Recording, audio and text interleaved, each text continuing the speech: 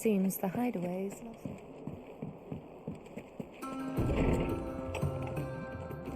Is a storm coming, Sid? Will there be thunder? Sid, perhaps you can help me solve a mystery. I can certainly try. Who's gone missing this time? It's not who, but what. Mid's scales, the ones she made for her workshop.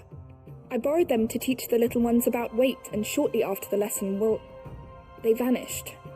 My first thought was that they'd taken them off somewhere to play, but when I asked, they swore they had nothing to do with their having disappeared. Which almost certainly means they had everything to do with it. Perhaps a visit from Sid will jog their memories. I think it just might. Thank you. I don't like to imagine that my pupils would lie to me. But if they have, I'll have no choice but to discipline them accordingly. They were in the atrium when I last saw them, as always.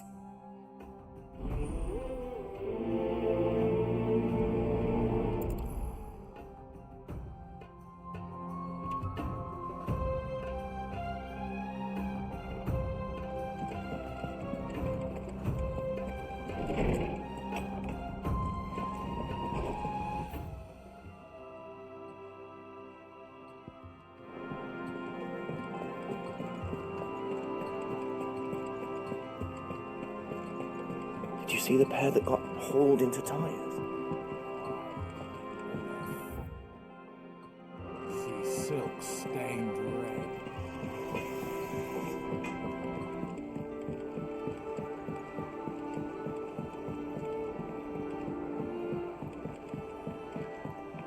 I heard the Emperor was impaled on his...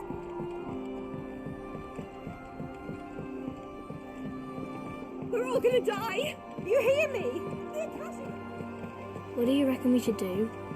I say we should just tell...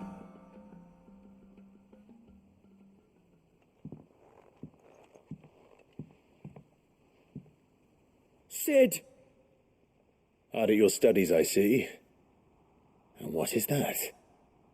It's not a set of scales, is it? No. Of course it isn't. Well, not anymore, it's not. Oh! And just how long hasn't it been one? We're sorry. But we didn't break them. We dismembered them. Just like Miss Mididol showed us. Miss Mididol?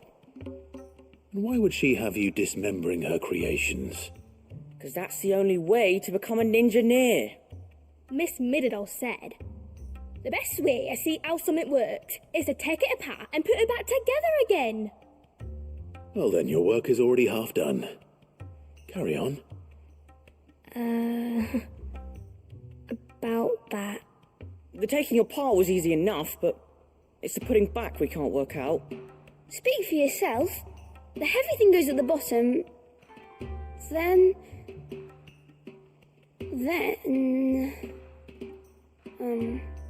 You three need to learn to take responsibility for your actions. So let's have a look at these parts with fresh eyes, shall we?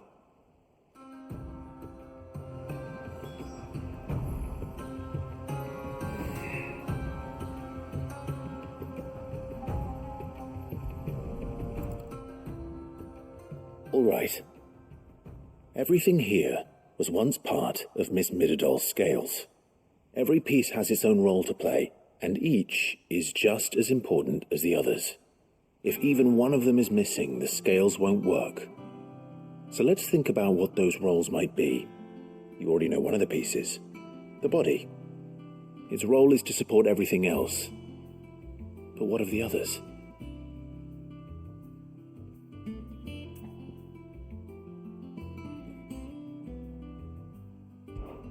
This is called the arm. Why do you suppose that is? It doesn't look much like an arm. You're right. It looks more like a wing. Like a chocobo wing!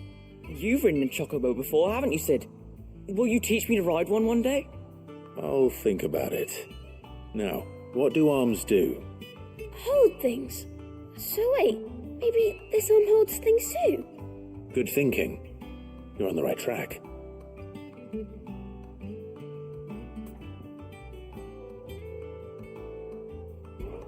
These round parts are called the pans. You all know what a pan is, don't you? I do. Molly uses them in the kitchens to fry bangers. But these aren't for frying bangers, you idiot. They're for weighing stuff. But what if I wanted to weigh goots? I don't think you'd fit on that little thing. Probably not. What are the chains for? Holding the pans up? Well spotted. Which means something must hold the chains up in turn.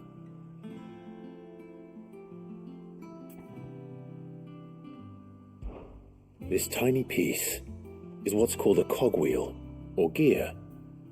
Have you ever seen one before? I have. Miss Middledol's dungeon is full of them. Most are on the floor.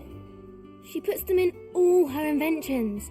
They spin round and round and round and round and... That's right. They're very useful when you want to make things move. Do you remember if there was anything on the scales that moved? I remember the arm moved when I tried weighing an apple. And then somebody ate it. It's not my fault. You should have tried weighing it before lunch. We know what part's supposed to move and how it's supposed to move. So, let's put the pieces together first, see what doesn't move, and then stick the cogwheel to that. Not a bad idea. You see? It's not so difficult. So, now that we've taken stock of the parts and learned what they do, what do you think? I think we've got it. Then here's what we'll do. You tell me what goes where, and I'll put the scales together. Well, obviously you need to start with the body. All the other pieces fit onto it, don't they? And the arms go on the body, just like real arms. Or wings, if you're a chocobo. And then the arms hold the pans by the chains. Very good. Let's see if that works. There. All finished.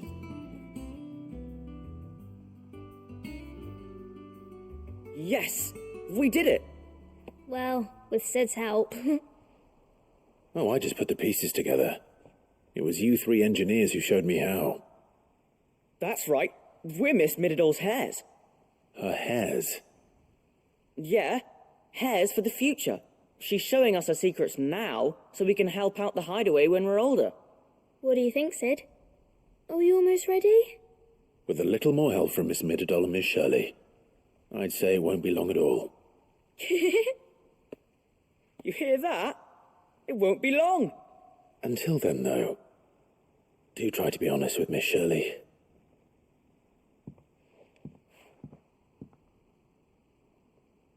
Hey, look! We never used the cogwheel. You don't think Sid forgot about it, do you?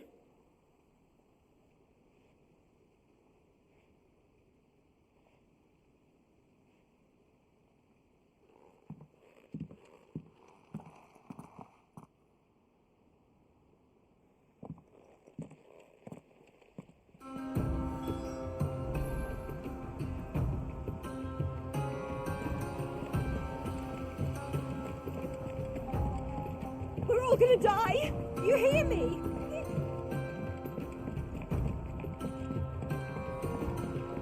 I heard the Emperor was impaled on his own.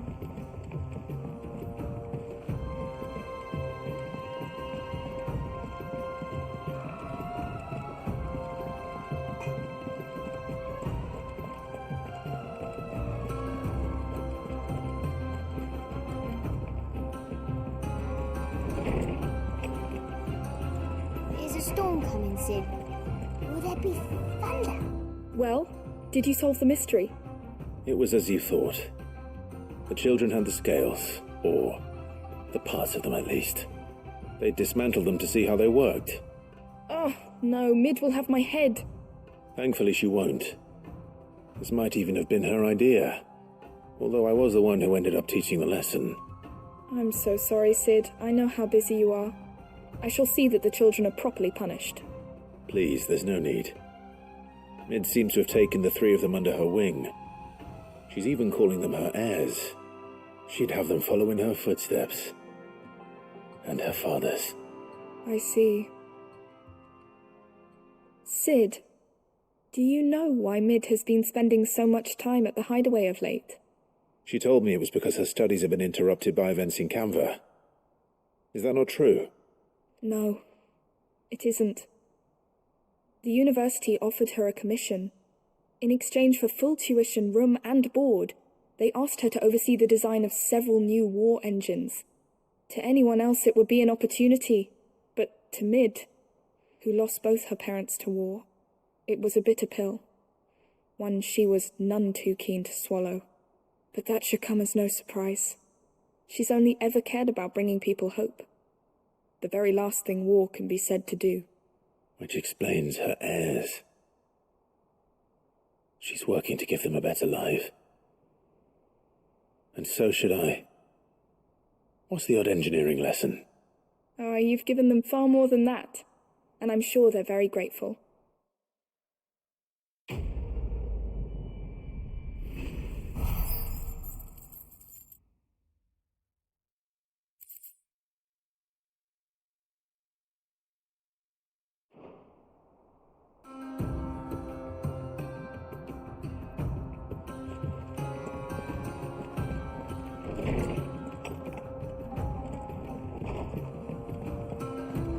Seems the hideaway's lost its blasted appetite. book.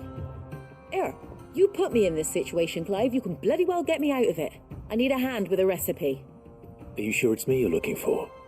I'm not much of a cook. I'm all the cook will be needing, thank you very much. What I want from you is a little of your time, right? Oh, and perhaps your sword. You remember Ivan's stew, right? Well, despite the look of the thing, and that awful stench, people wolf it down. So I thought I'd try making one of these supposed masterpieces myself. Had a peek at the book and gave it a go, but, well... It wasn't as straightforward as you'd hoped. Ivan had the same problem. Yeah, but this is my blooming kitchen, and I will not be outdone. So if you don't want to be seen as playing favourites, I suggest you lend me a hand.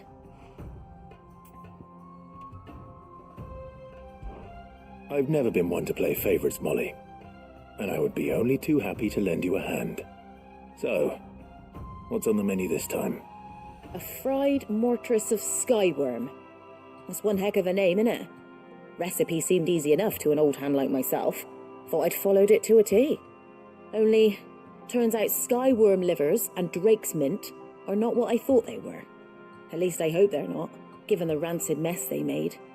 Ivan said the recipes in the culinary pilgrimage date back centuries. Who's to say the ingredients even exist anymore? Well, that's a question for a scholar, wouldn't you say? Perhaps you know of one? Kindly old fella who haunts the shelves, maybe? Fine. I'll go and speak to Harpocrates. Perhaps he'll know something. And if he does, I'll see if I can find your ingredients for you. You do that. Lest we forget, you've got a reputation to uphold.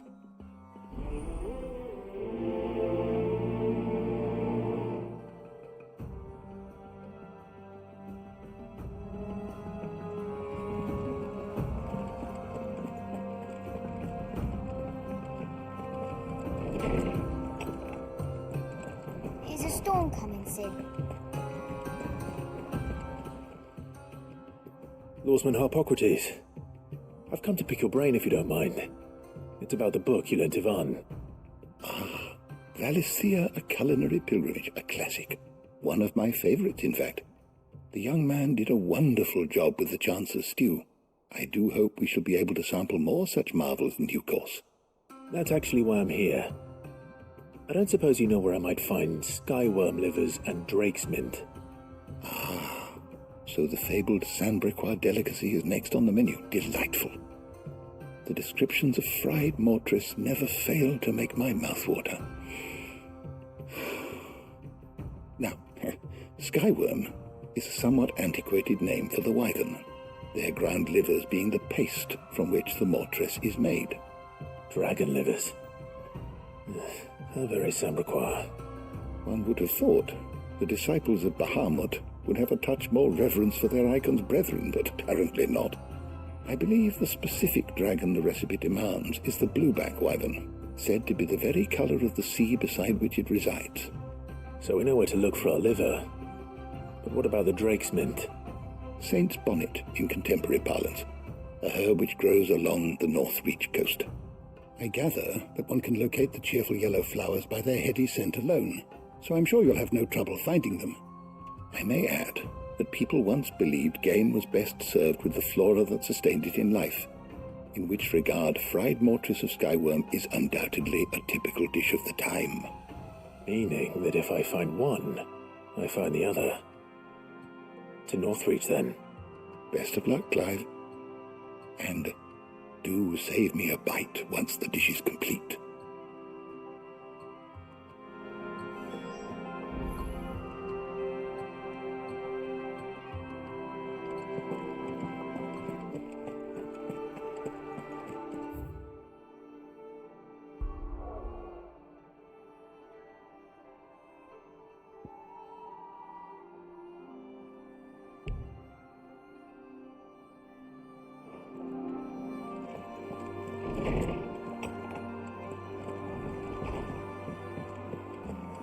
Seems the hideaway's lost its appetite.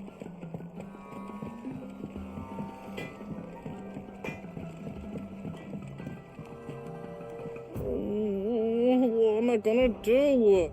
Is everything all right, Goots? You seem more discomposed than usual.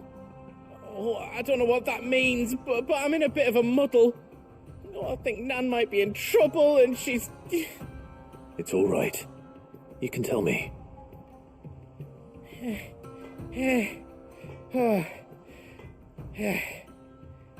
There was a trader came by, one of our usuals, like, said he'd heard some rotten rumours about her down Dallimil Way. Folk are saying she's been selling to bandits and cutthroats and that. I mean, she's fond of a chance to make a coin or two, aye, but she'd never do business with baddies, especially not the kind who go hurting people who haven't done out. I wanted to ask her about it myself, but I'm scared she'll give us a tongue lashing. She'd never give your tongue a lashing, though, would she?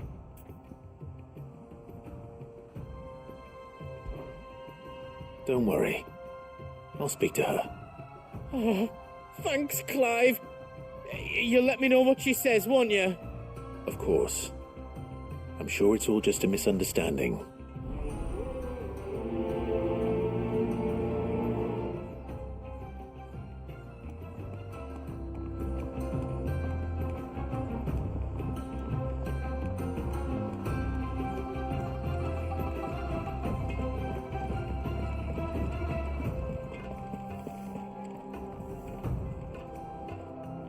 Lady Karen, how's business? Not nearly as foul as the weather. You're doing good trade, then? Both in and out of the hideaway? Can't complain. Wait, what exactly are you getting at? Not once in 5 long years do you pay my affairs half a care, but here you are today, raking me over the coals like a bloody popoto. Just asking. Out of interest. All right. I'm here because I was told that certain rumors have been circulating about you selling weapons to brigands. Oh, are you? And who was it who knows me so well as to tell tales of my evil exploits? I didn't exactly hear firsthand. All I know is that someone in Dallimil has been spreading word to that effect. And what? You believe it? You think I'm profiting off the blood of innocence, do you? Look, I've done things I'm not proud of. Might be there were a time when I turned a blind eye to the wretchedness of the world so I could line my pocket. But that woman is no more. And you'd know that if you'd ever paid the slightest bit of notice. You're right, Lady Karen. I apologize. It was wrong of me to doubt you. No, it was. No. I reckon you've got better things to do than pointing your do-gooding finger at a poor old woman. Of course. Good day.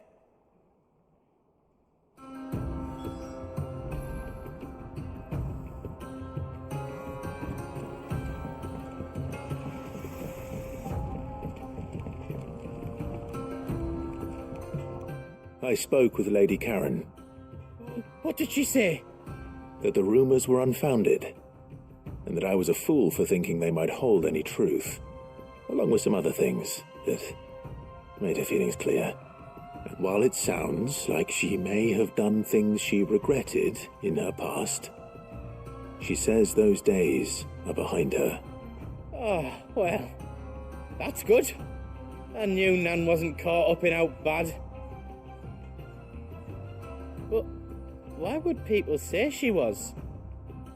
What did she ever do to them? It's not right. No, it's not. But people do things for all sorts of reasons. Perhaps we'll never know. Well, I'm going to find out.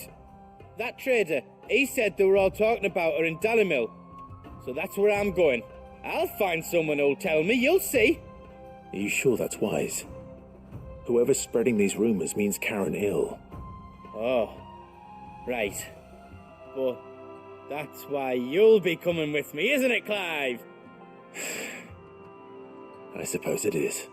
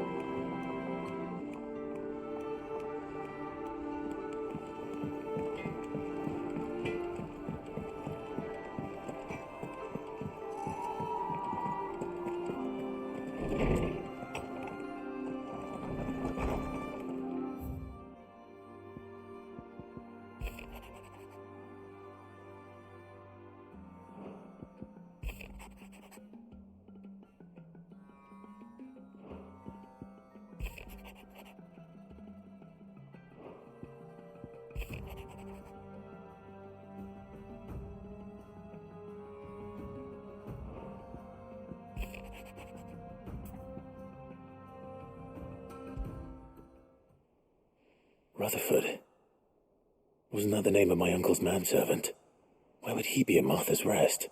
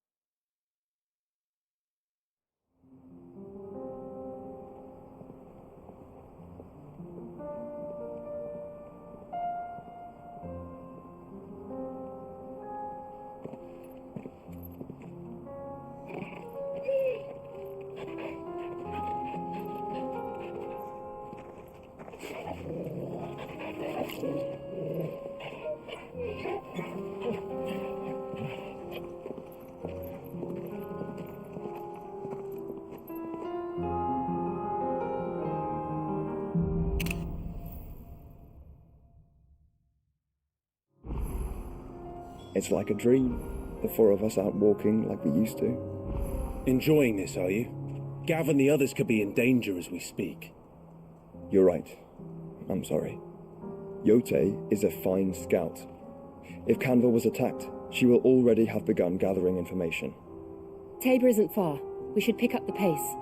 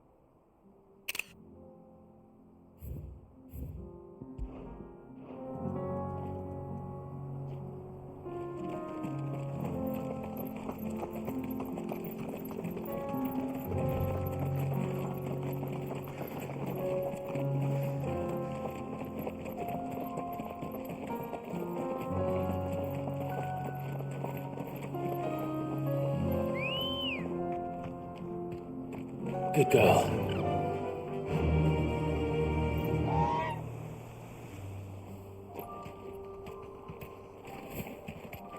We can use the ruins to cross the ravine. Assuming they would allow it. The echoes have a will of their own. All right.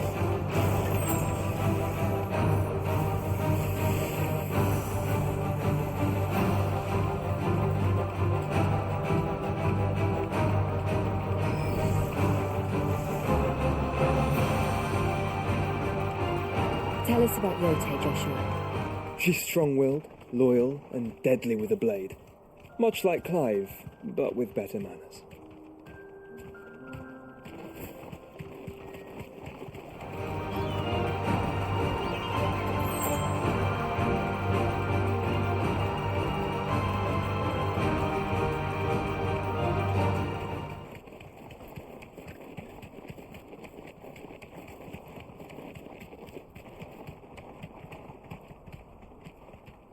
Be safe.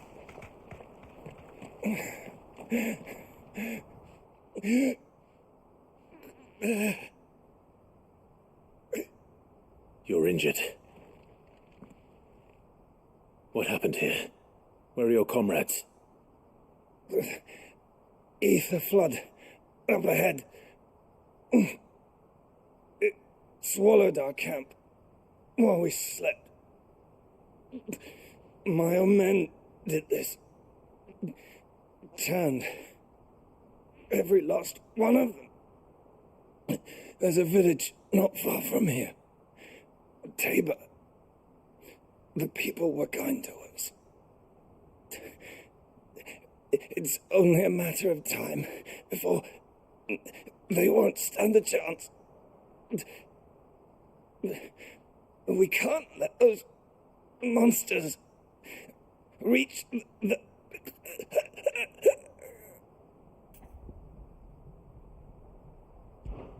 I'll go. You catch your breath. Thank you. Our encampment is up ahead. Just off the track. They must not reach Tabor. Forgive me, Lord Cougar. Rest well, soldier.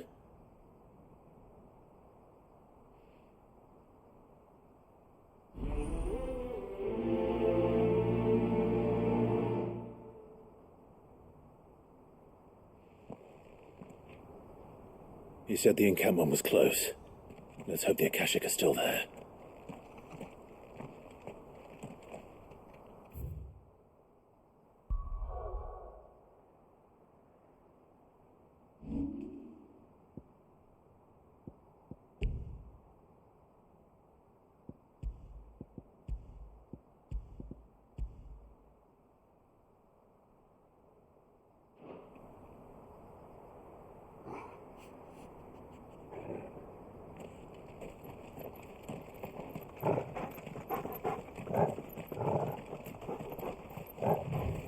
Another ether flood. They're everywhere now. We can't go round it. Then we'll just have to be careful. Good. I got here in time.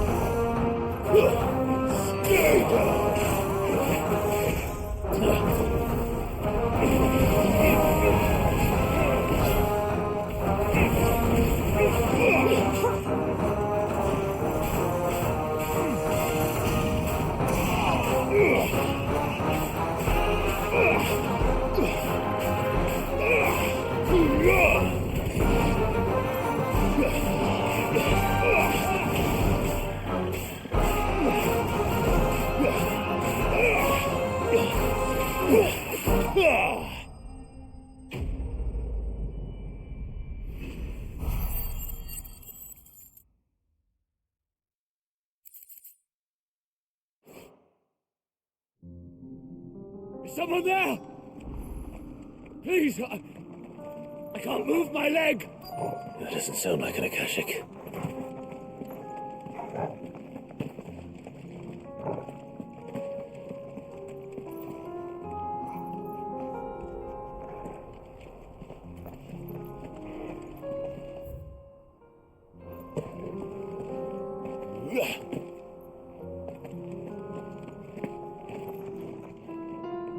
You're with the battalion?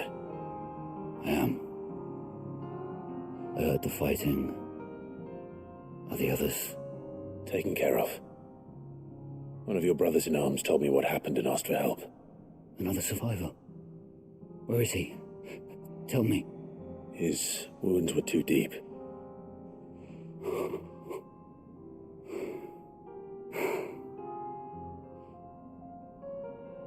He was right to send you. Those things you slew are no longer my brothers. Tabor is safe thanks to you. Here, you've earned it.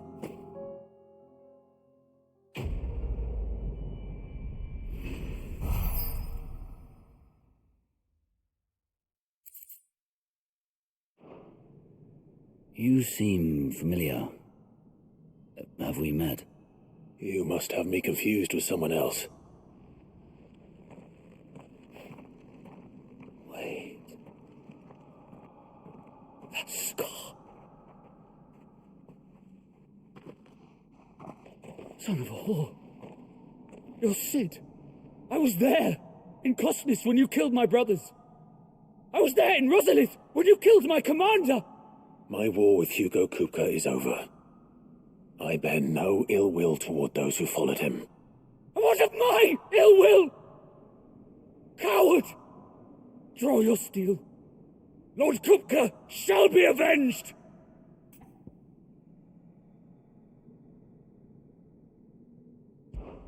When your wounds have healed and your head has cooled, come and find me if you must. Though I hazard your life would be better spent in service of those who need it.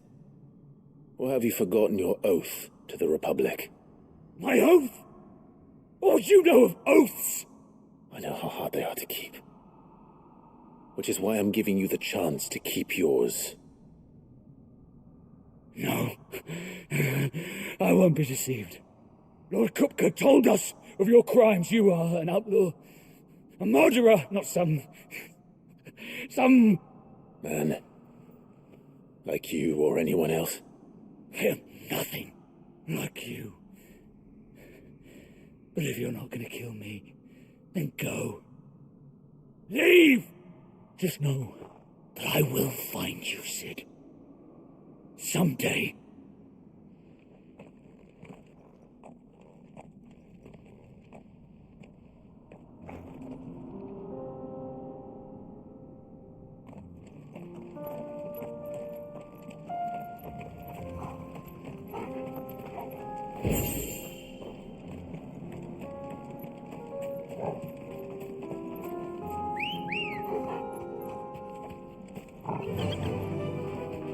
Faster!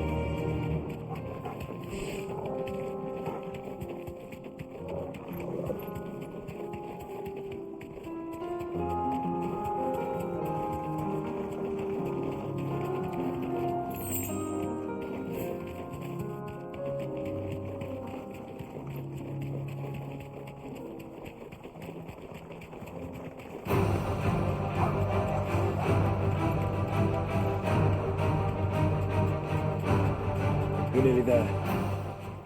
Have you been to Tabor before? There are a few places I haven't.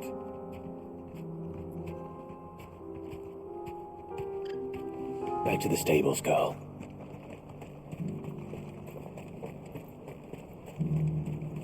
Where now, Joshua? There is a residence just inside the city gates. She awaits us within.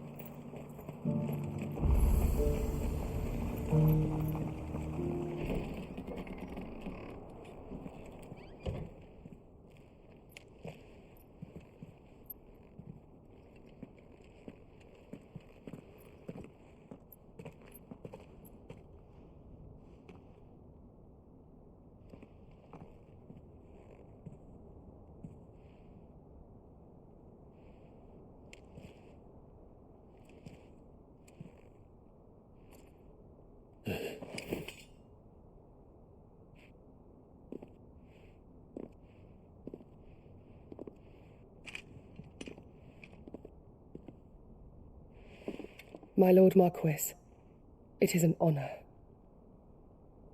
I am Yote, Knight of the Undying, charged with the protection of His Grace Joshua Rosfield, Keeper of the Flame of the Phoenix. Oh, of course. It all makes sense now. Would you care to elaborate? The Undying are loyal servants to the ducal throne. Or more specifically, to its heir. They have served our family for generations, albeit from the shadows. Since their inception, they have been tasked with the preservation and enactment of the rites of ancestral communion. After the events at Phoenix Gate, it was the Undying who delivered me to safety. And since the day I left Rosaria, Yote has been my constant companion and protector. Without her sword, I would not have survived my journey across the realm. Rise, Lady Yote.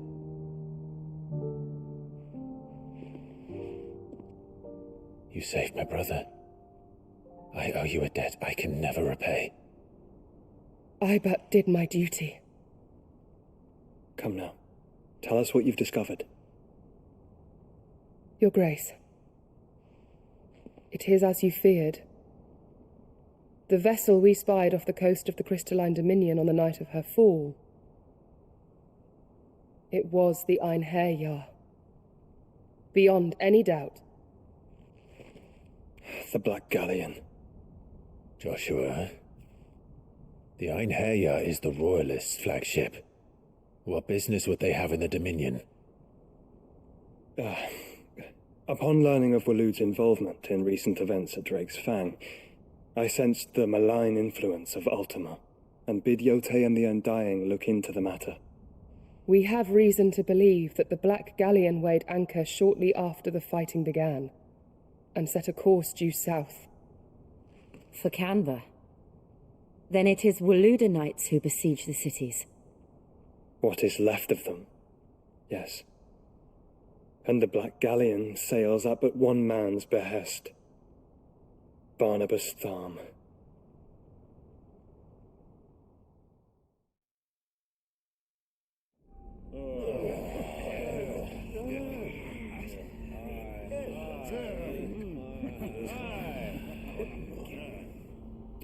But are we truly safe here in the Agora? The city guard have been paid, if that's what you're implying. All the more reason for them to run. Well, you are free to leave, Lord Minister. Markets abandoned, warehouses aflame, blackened hulls choking every port in the capital. Canva is ruined.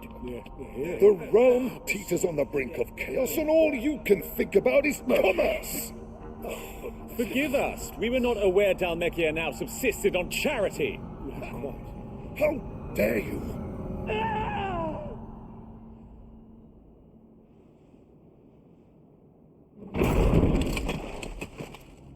Distinguished members of the Council, you must forgive His Majesty this intrusion. What is the meaning of this? A trifle crowded, but I fear it will have to serve, my liege.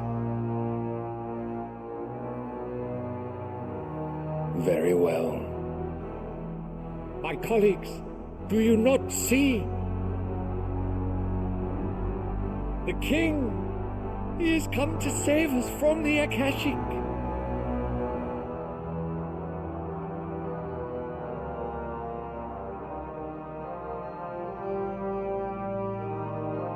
He is a gift from the heavens, divine intervention, our very salvation.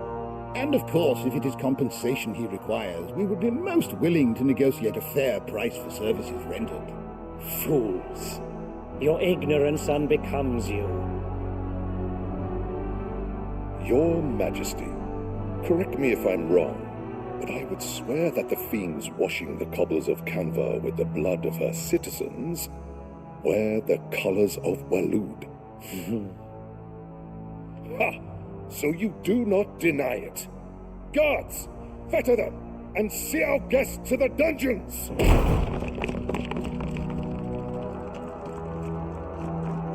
Enough.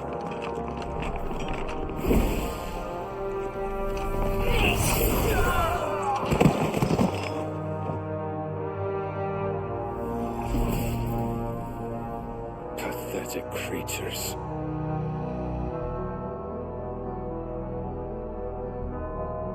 That you should imagine yourselves worthy of salvation. The girl is still here, somewhere in the city, her consciousness fair dripping with her late father's hubris. A consciousness to which Mythos is inextricably bound and inexorably drawn. See that he is made welcome. Yes, Your Majesty. Come, Mythos. Surely the prince's light cannot have sated you.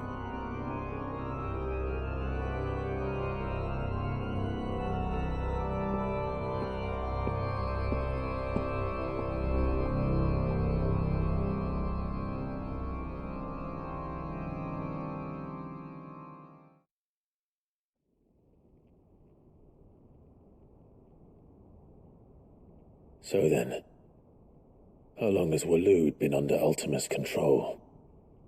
How long indeed? Based on what we know of Barnabas's actions, I would guess some few years, mayhap more. But to what end? What does Ultima want? The tapestry. Show them.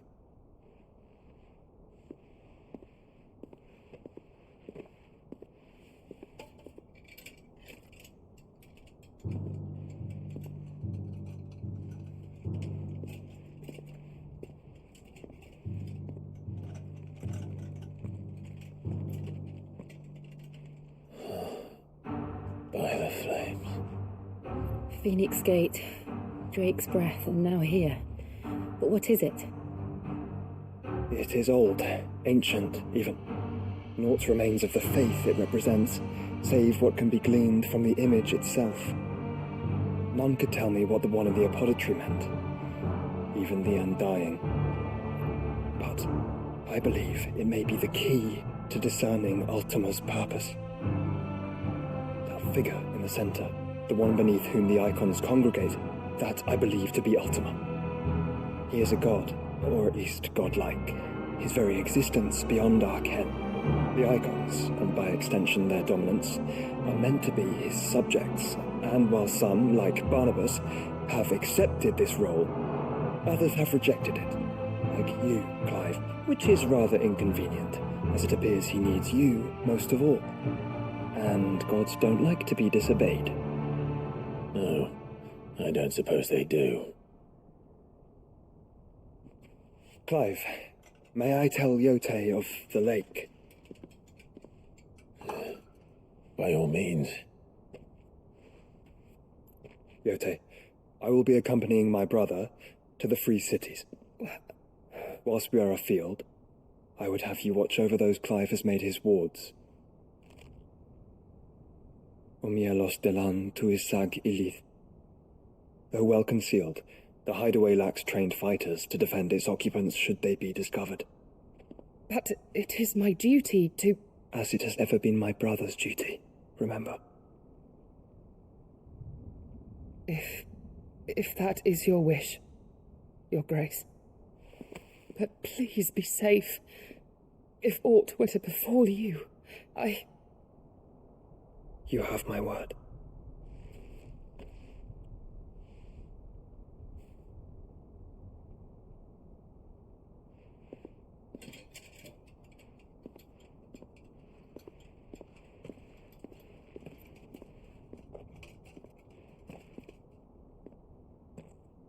Farewell, my lord, my lady. We are in your debt, Yote.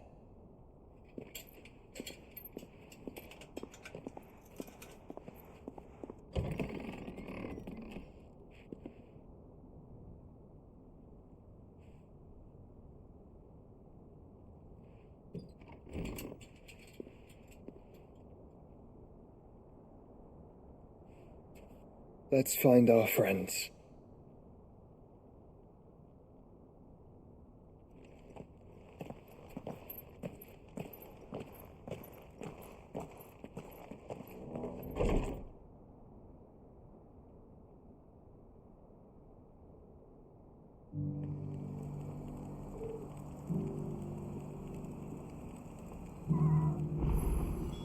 It's plain she cares for you very deeply.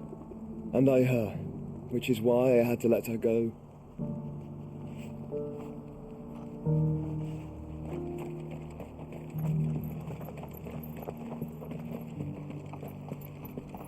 Careful how you pack that leather.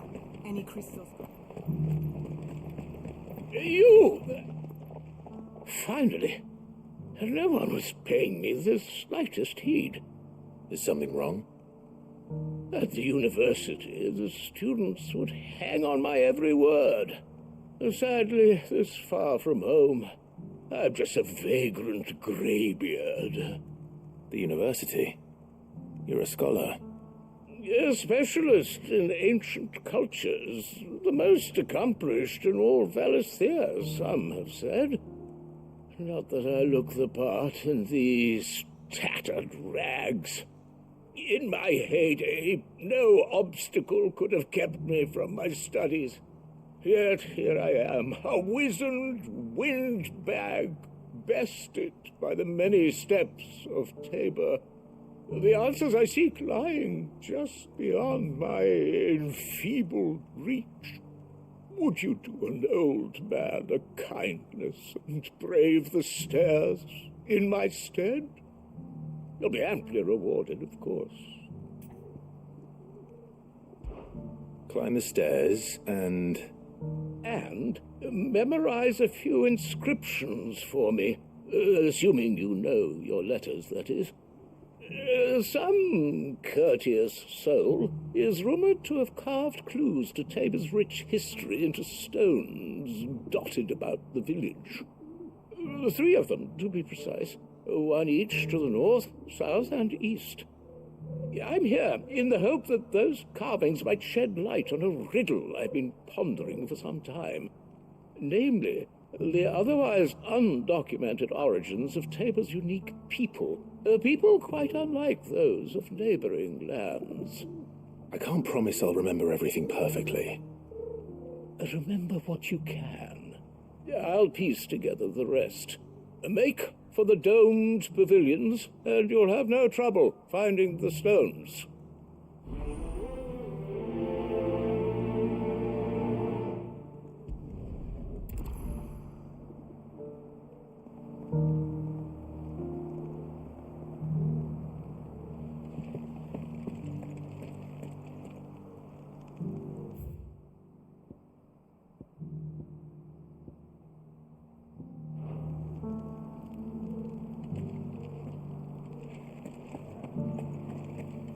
Careful how you pack that leather. Any creases or scratches will bring down the price.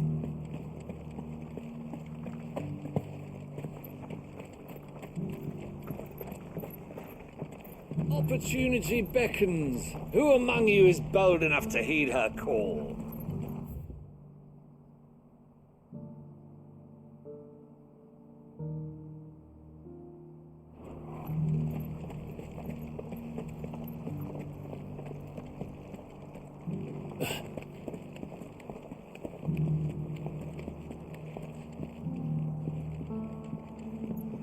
You wouldn't happen to have a decent whetstone there, would you, madam? So it's these stones to Canva, and the rest of the boxes to Dalamil.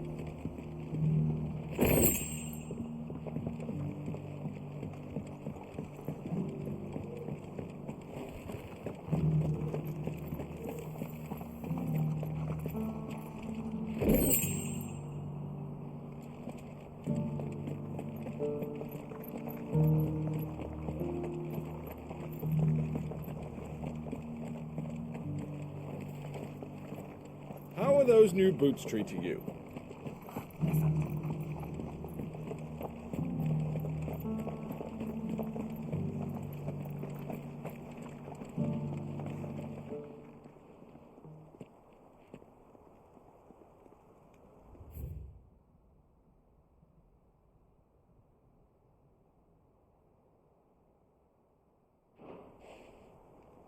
Farmers must have settled here in Tabor.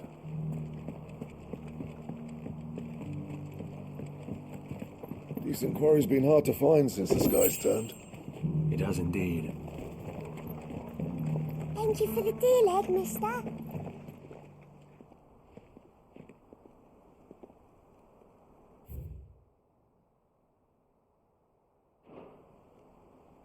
What golden plains might the wanderers have called home, I wonder?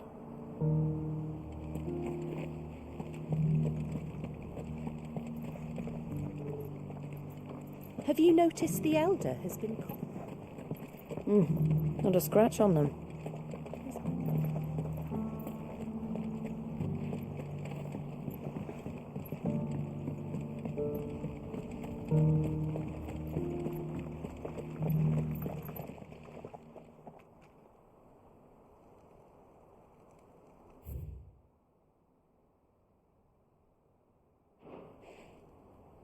No history would be complete without mention of the mother crystals.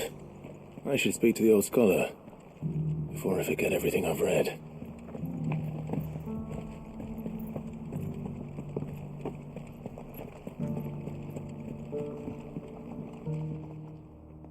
The engravings were in good repair considering their age. Oh, would that I could have seen for myself. Come, don't tease me now. What did you learn of this place and its people? Let's start with the engraving to the south, shall we? What did it say? Guardians of the Crystal, the first stones of Tabor, sacred hold thy noble blood, till ends the mother's labor. I'm pretty sure that was it. Fascinating. It would seem the founders of this city were descendants of those fallen charged with protecting the mother crystals. But whatever could have driven the Guardians so far from their sacred charges, I wonder? The engraving to the north is next, I think.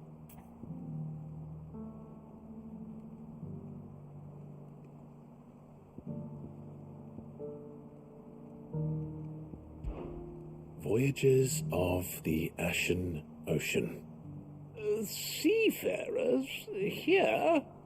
Are you certain? I'm growing less certain by the moment.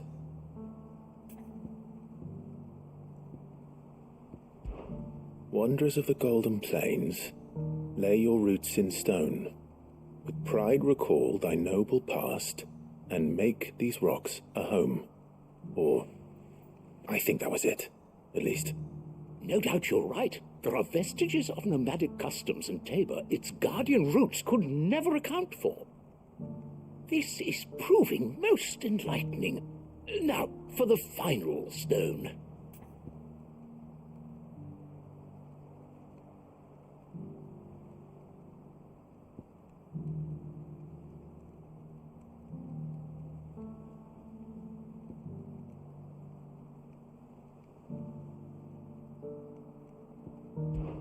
Children of the hunters, now tillers of the land, reap her promised blessing and give praise her gracious hand.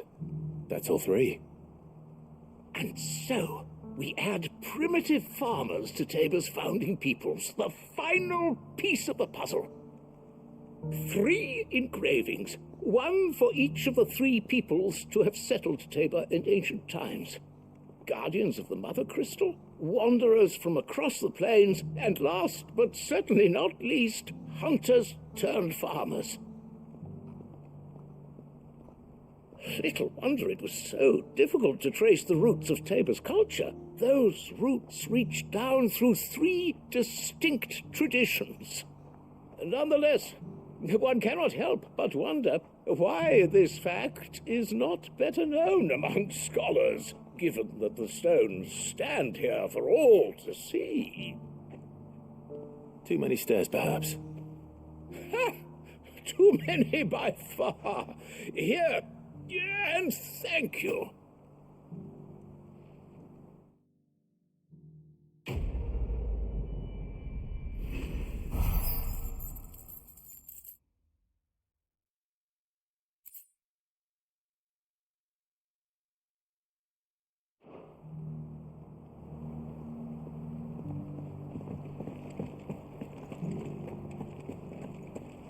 Careful how you pack that leather. Any creases or scratches will bring down the price. Opportunity beckons. Who among you is bold enough to... Is that blade for hire, perchance? Because I have a mind to make a killing. Figuratively, I hope. Well, yes and no. A passing caravan carried with it a rumour most fortuitous for one in my trade, that an elder Dread Evis had been sighted in the fields of Korava. Dread Evis are aggressive beasts.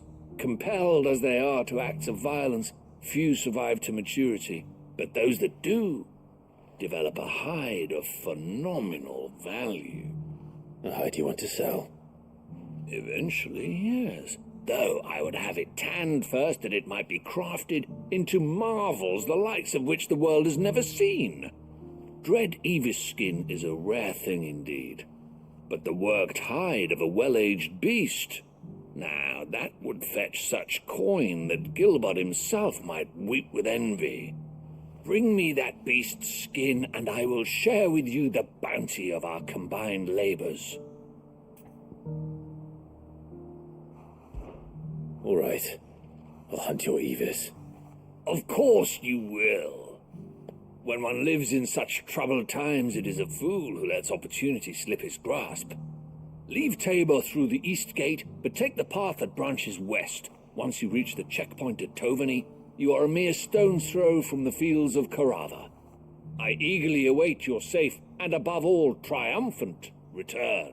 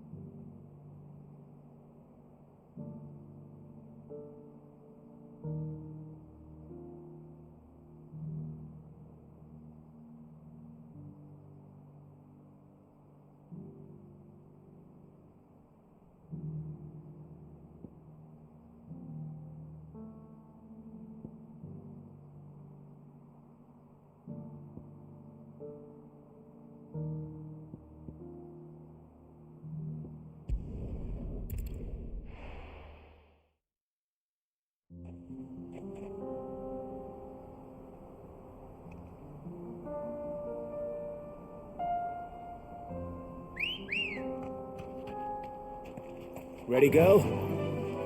Fly, Ambrosia.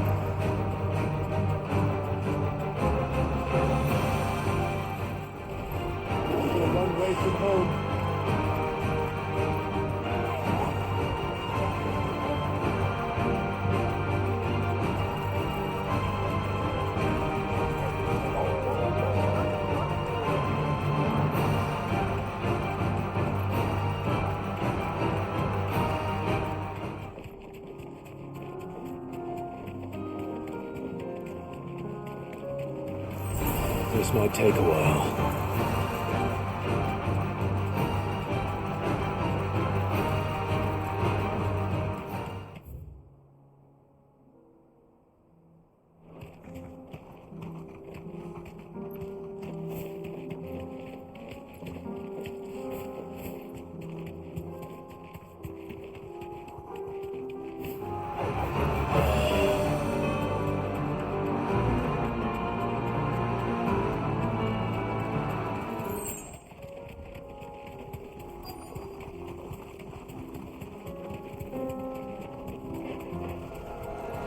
Old he may be, but it looks like there's still plenty of fight in him yet.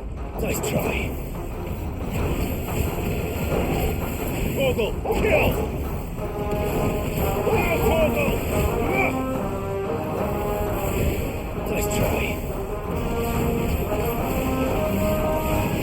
Too slow.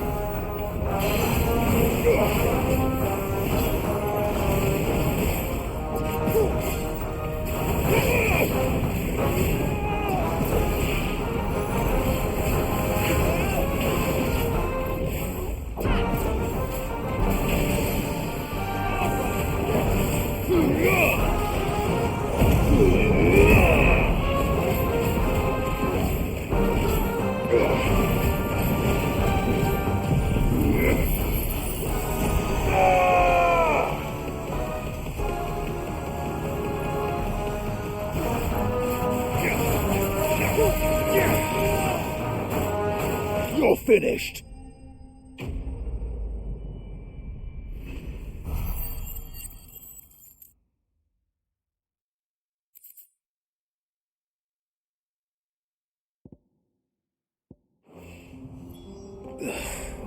This thing reeks. The sooner it's off my hands, the better.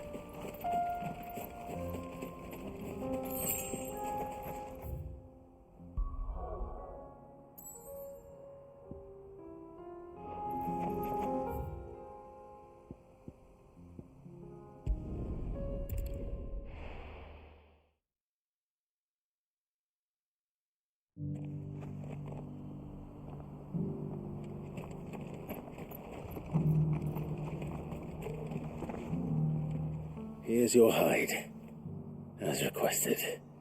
I worried you might never return. Quickly, let me see it.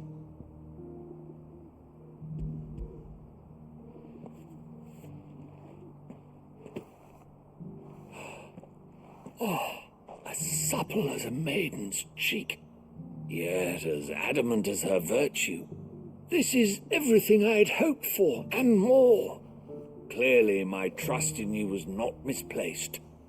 You must be a hunter of considerable talent to have bested the beast with nary a scratch. Join me as my honored partner. With my means and your might, we shall be as wealthy as the merchant kings of Zemeckis. I don't plan on making a habit of this. I'm busy enough as it is. Very well. Though I believe fate had a hand in our meeting, it would be unbecoming of me to beg. Do not allow me to keep you from being about your business. Here, for the hide.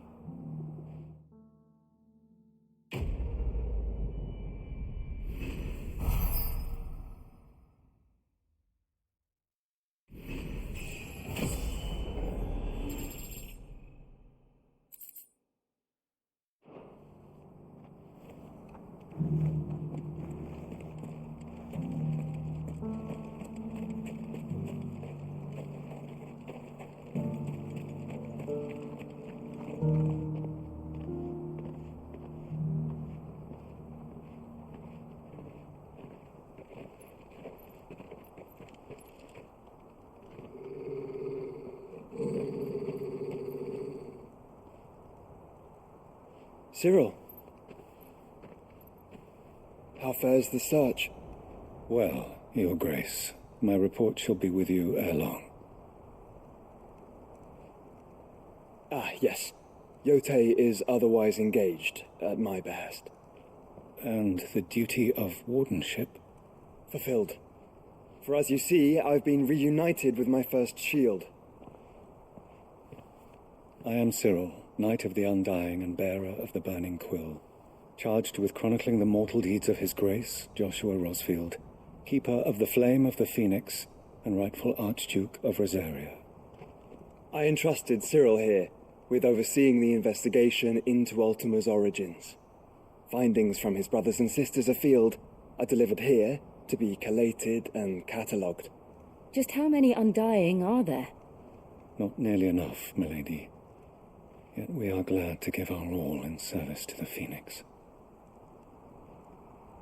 Such is, and has ever been, our creed.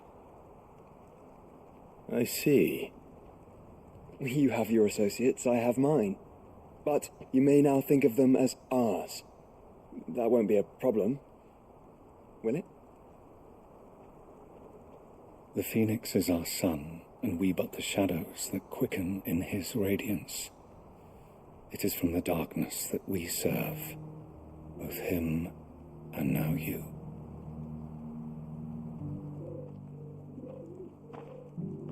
pray accept this token.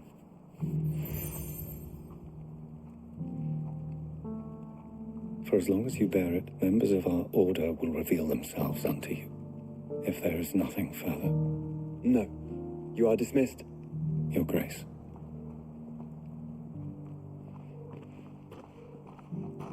To Canva, then. We'll talk about this later. Cyril seemed very, You certainly keep strange bedfellows, Joshua.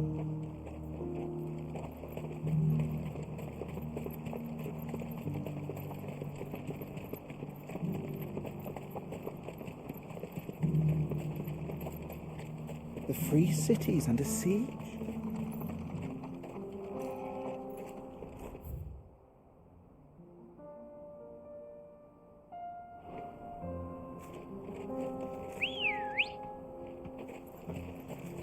Good girl.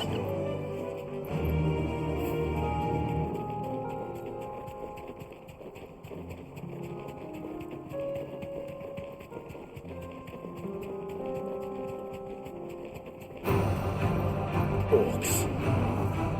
Then let us be rid of them.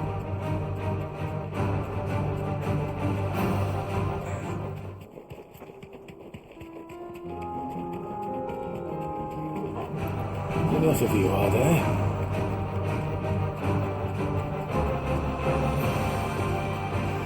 Clive. Smoke. Is the city fallen?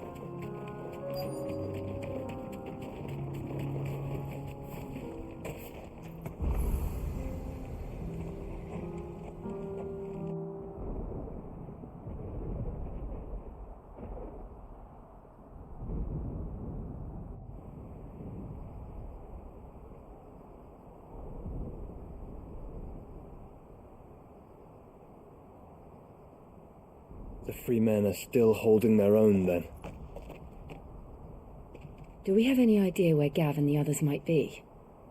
There's a warehouse near the docks where we agreed to meet if there was any trouble. We should hurry.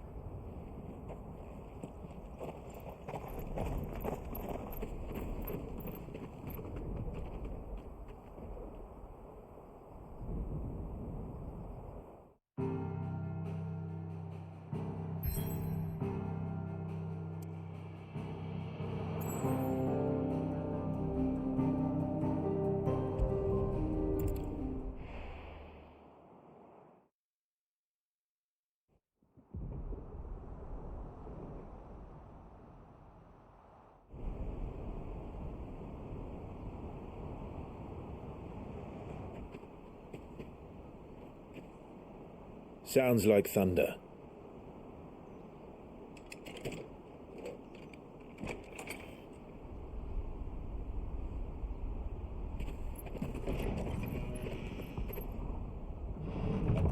You're late. I was starting to think you'd stumbled off a cliff. I seem to recall that was you, Gav. Good to see you. Any trouble on the road? Nothing we couldn't handle. I knew you'd come. Is that who I think it is? Yes. Allow me to introduce my brother, Joshua. Clive's told me all about you. Or even listening most of the time. Name's Mididol, but everyone calls me Mid. My lady. Eh?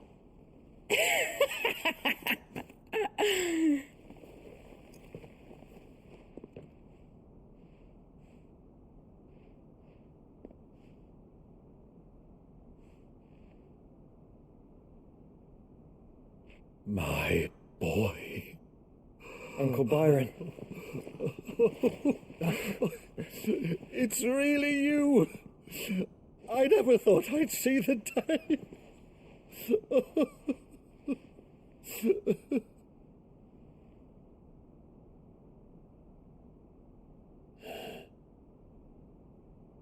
So these Akashic are being controlled? That's what it looked like. Empty eyes, eerie blue glow. No doubt they were turned, but silent as monks, every last one of them. Your man here speaks true, Clive. We saw more than a few in this city. They moved in ranks with a purpose, and not of their own. Ultima's doing. Perhaps. What of the city? The people? Dead, mostly. Mostly, but not all. A handful managed to lock themselves in their villas before the Horde arrived.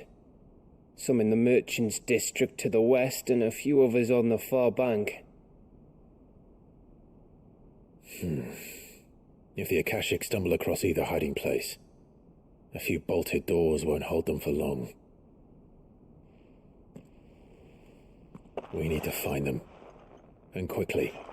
What do you propose? We split into two parties. I will make for the merchants' district, while you look to those across the river. Mind keeping an eye on my brother? Not at all. We find the villa and try the servants' entrance. Understood. And what of us? Mid, is she fit to sail? The ship, the mithril engine could probably do with a few more tweaks. Then you better work fast. Even if we do reach the survivors in time, they'll never make it to the hideaway on foot. You leave that to me. See that Mid doesn't get herself into trouble, would you? Think I can manage that? I'll keep him safe. Looks like you stuck with me, Byron. That's Lord Rossfield, you little gutter snipe!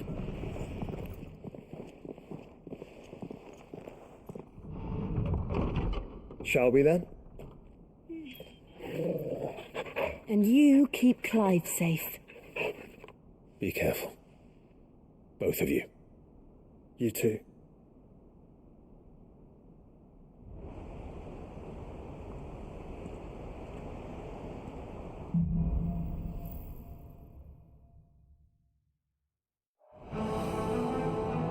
All right, Torgal. Let's find those survivors.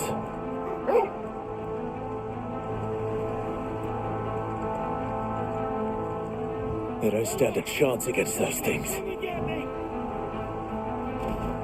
routed.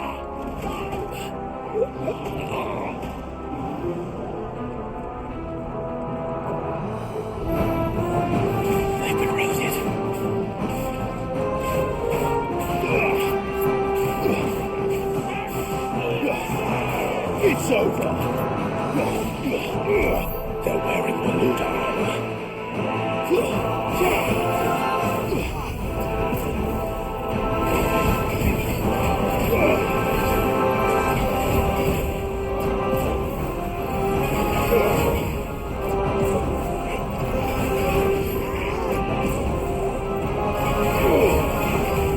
Too slow.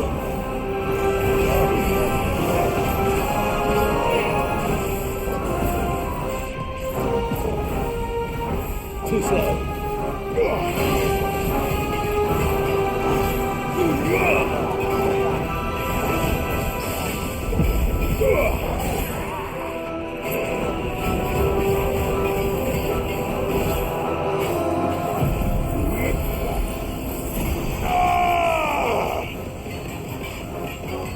Waken winds!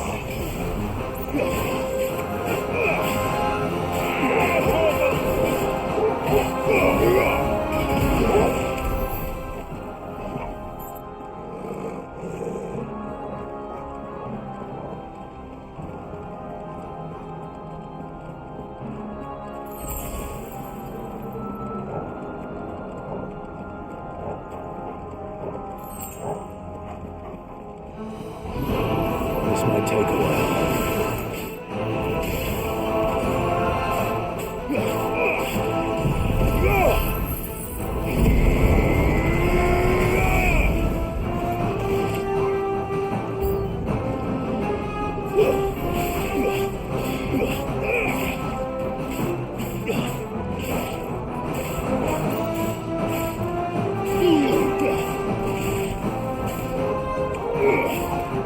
Farewell.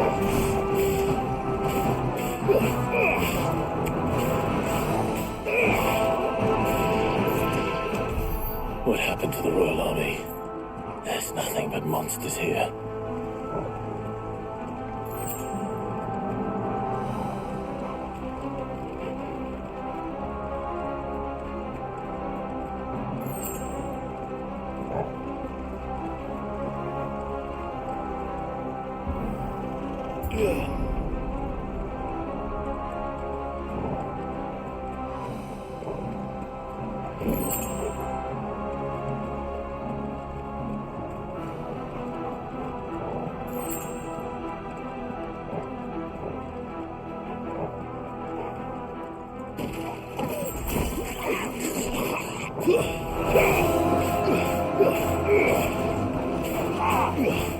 Farewell.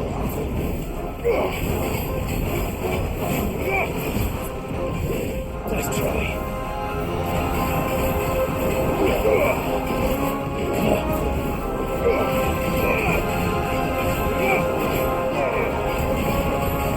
Too slow. Nice try.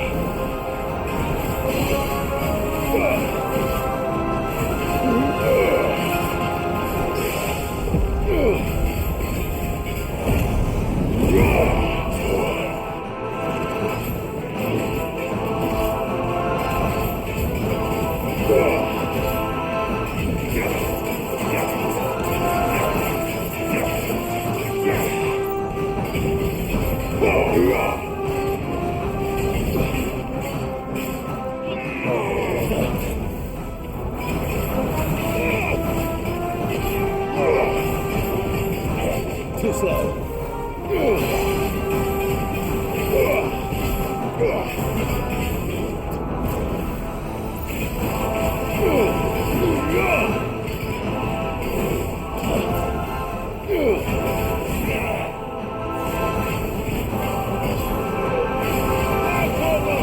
All yours, Torgal.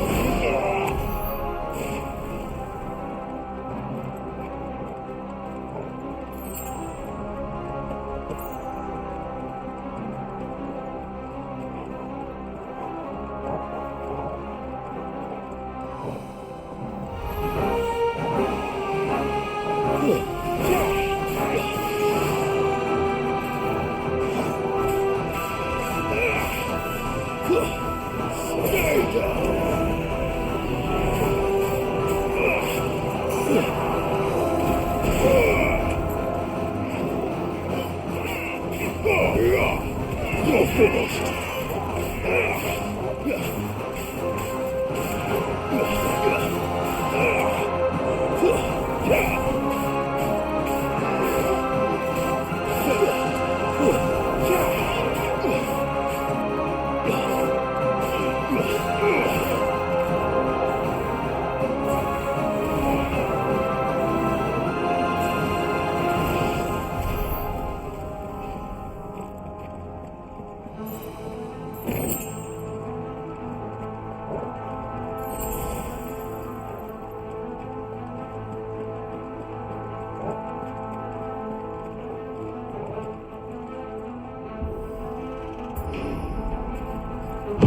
That sounded big. Joshua and Jill must be busy.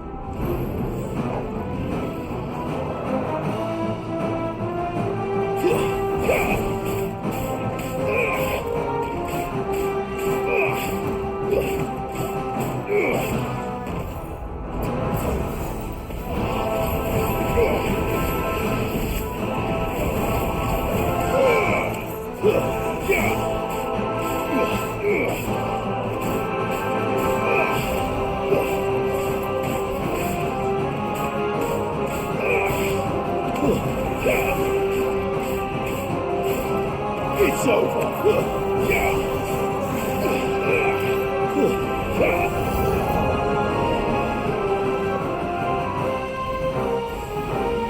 Too slow.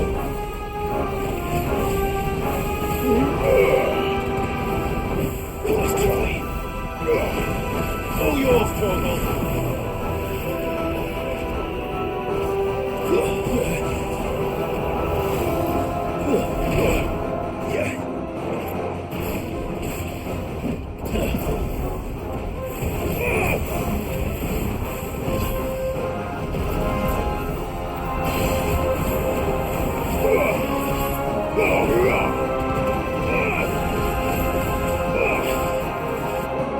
Nice try.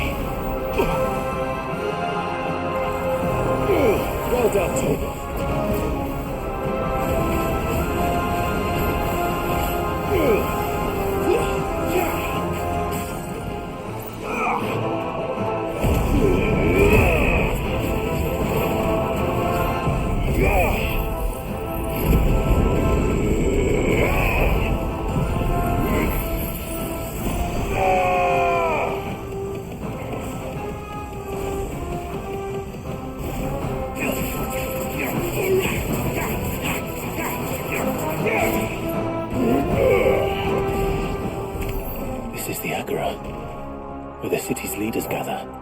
There may still be survivors inside.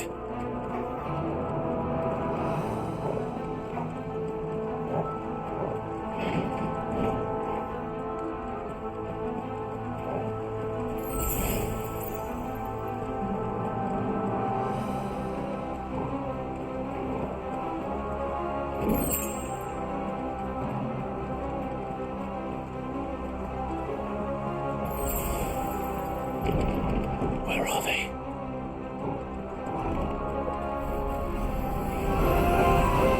These creatures. Does Ultima's reach extend this far? What the hell is going on here?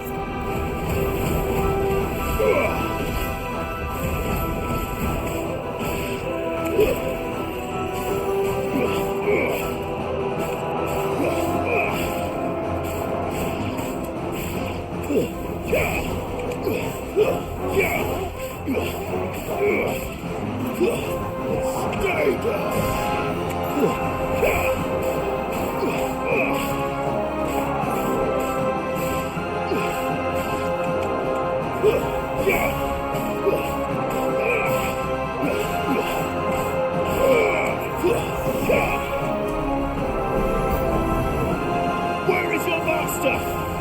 What does he want?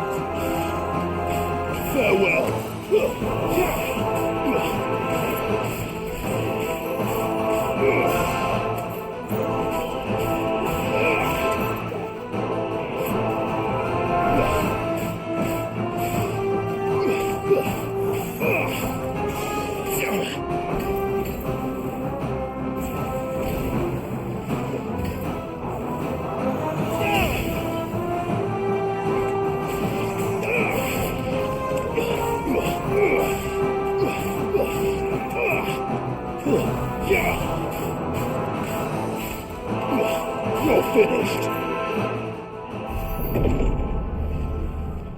You've caused quite the commotion. But then I would expect no less from you, Muthos. You again. I don't believe we've been introduced. You were in my family's crypt, and now you're here, with an army of Akashic thralls. Manners, Lord Rossfield? They are men, like you and me. Albeit ones unburdened by the wills that drive our kind to madness. They are pure. They are divine. What? And they are all that remains in this once raucous city. You'll pay for what you've done. As you wish. I confess I have been very much looking forward to this. Pardon me this indulgence, Your Majesty. The vessel shall not be spoiled.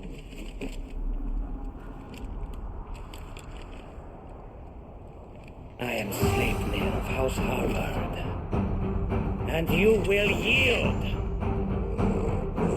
Or not.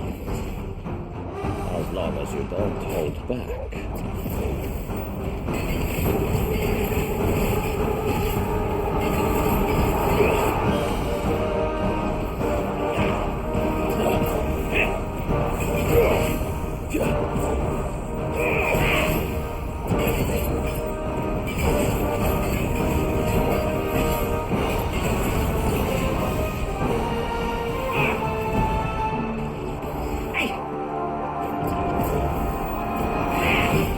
Too slow.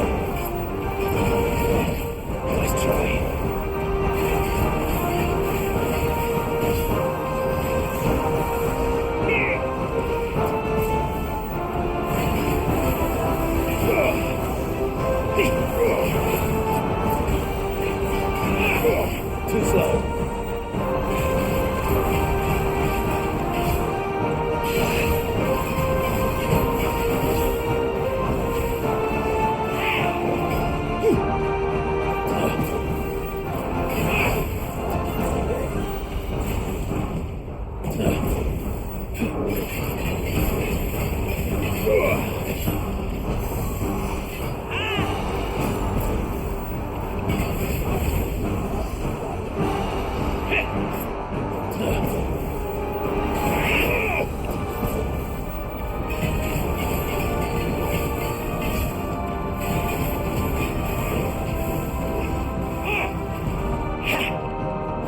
try.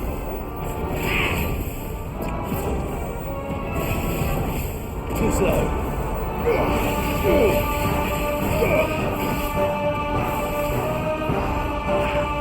Nice try.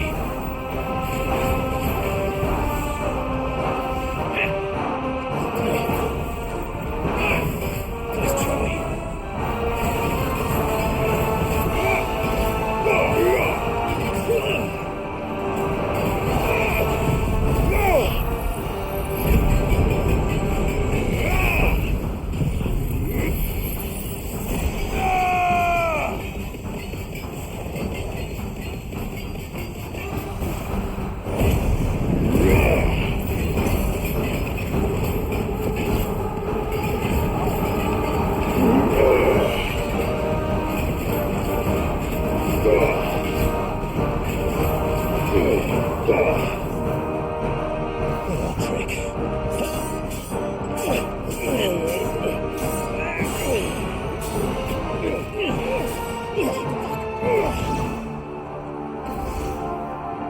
You will forgive me if my performance seems uninspired.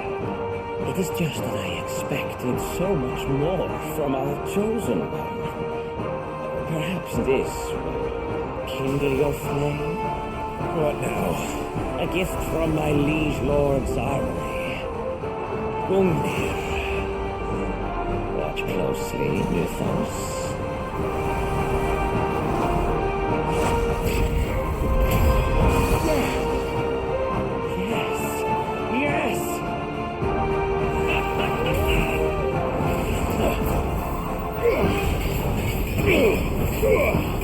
Nice try. Too slow.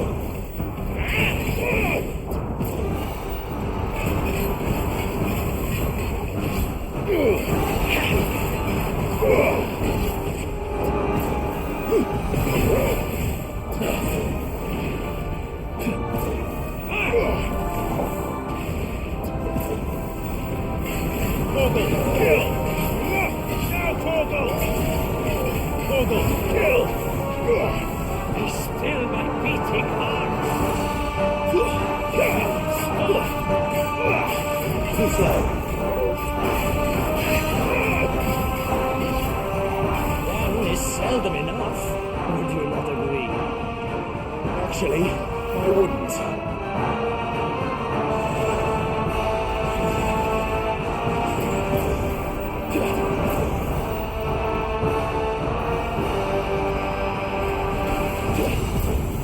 Too slow.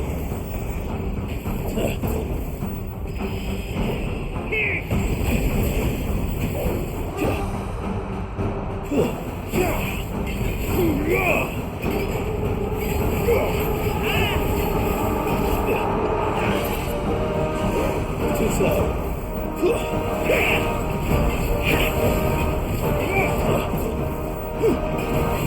Nice try. Too slow.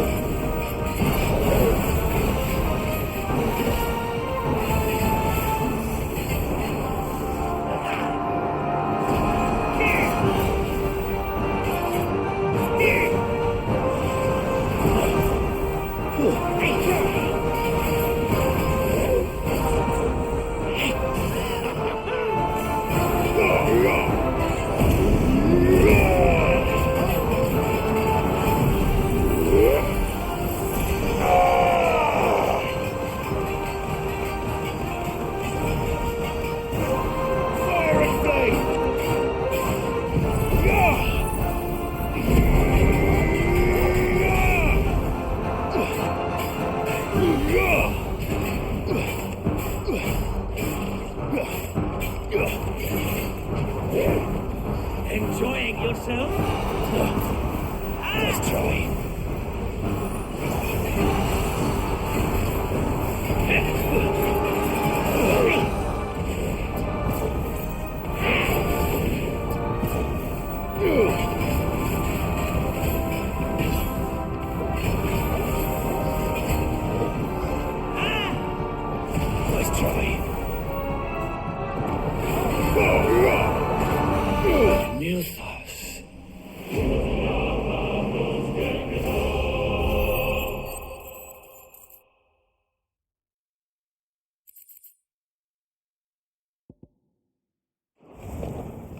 The vessel is strong. My liege.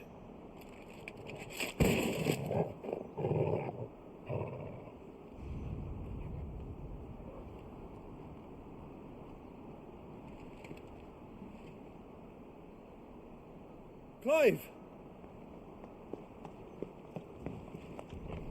You're all right. As are you, I see.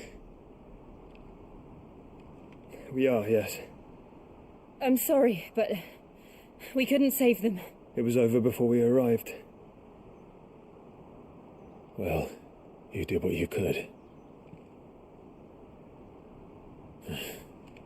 I fear we were all too late. What's wrong?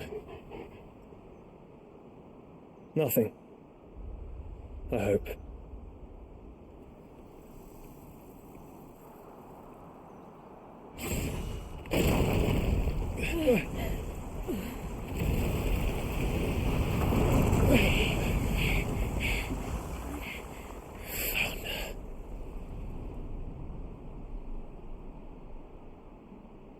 Leaving so soon, Mythos? It's the king. Indeed. You may kneel before Barnabas Tharm, Warden of Ash and King of Waloed. Get back.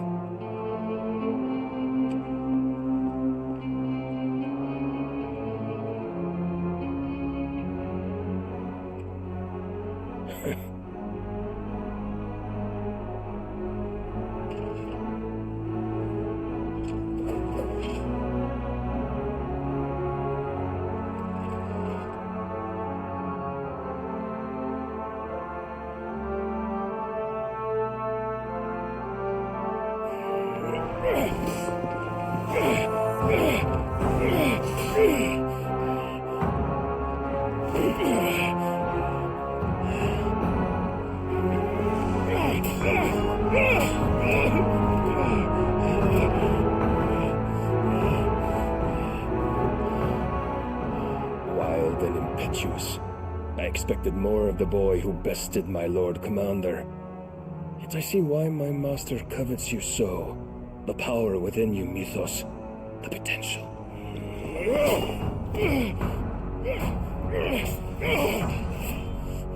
Stop calling me Mythos. But Mythos is everything. The cornerstone of all creation. The Lord's vessel. Your purpose. My purpose? To surrender my mind and body to that thing.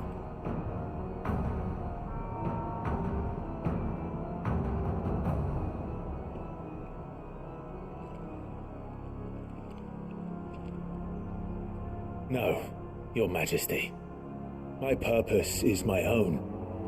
I made a promise to my friends, to my people. And nothing is going to stand in my way. You would allow this delusion of free will to bar your path to greatness? Truly, your volition is a cancer, one that must be excised.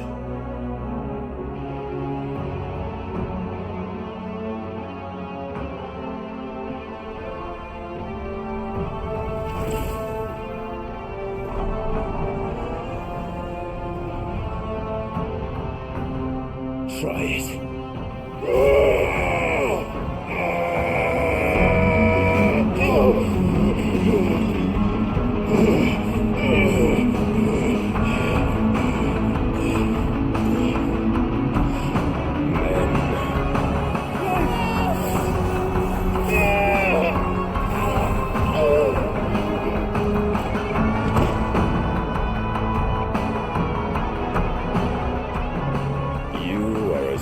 As all the rest.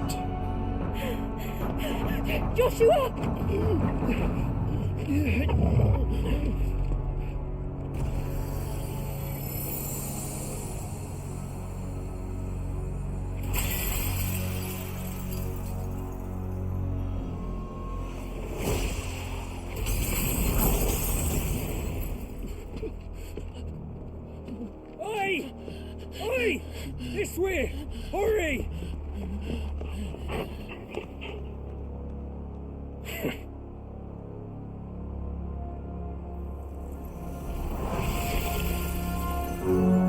Power beyond reckoning, and they use it as a crutch.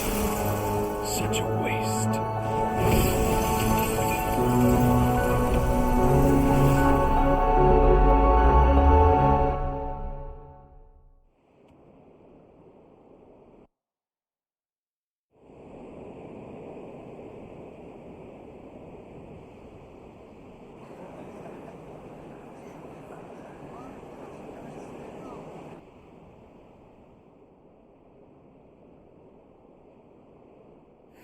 Will he be alright? The phoenix can mend flesh, but the spirit must recover on its own. I'm afraid the rest is up to him. This place is remarkable. Outfitting it must have been no small feat. But why go to such trouble? That beauty's belly's filled with wonders the world ain't ready for. If the guilds caught wind of what we were up to, they'd all want a piece. All right. And how is he? Do not blame yourself. He was barely breathing when you brought him here. We would have lost him if it were not for you. No. Barnabas may have severed nigh every sinew in my brother's body. But he made certain the wounds were not fatal. Nigh every sinew?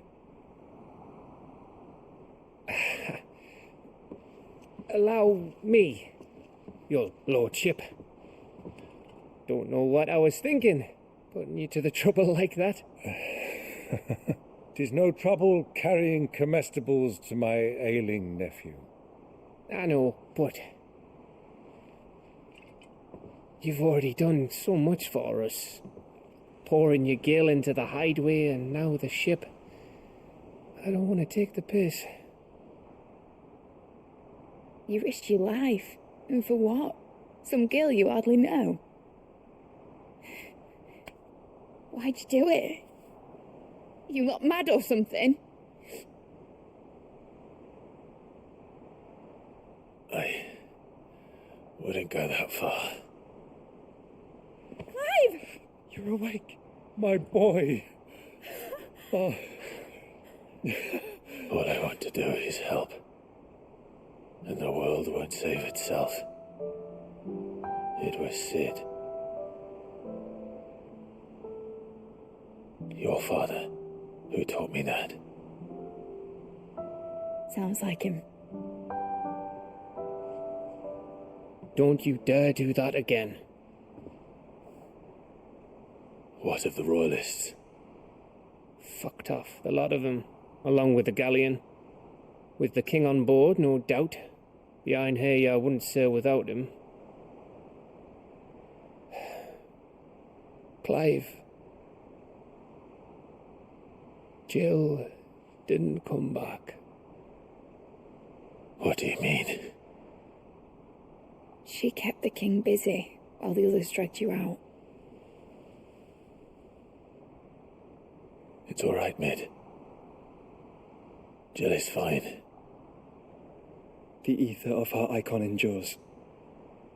And as long as it does, we can be certain she is alive.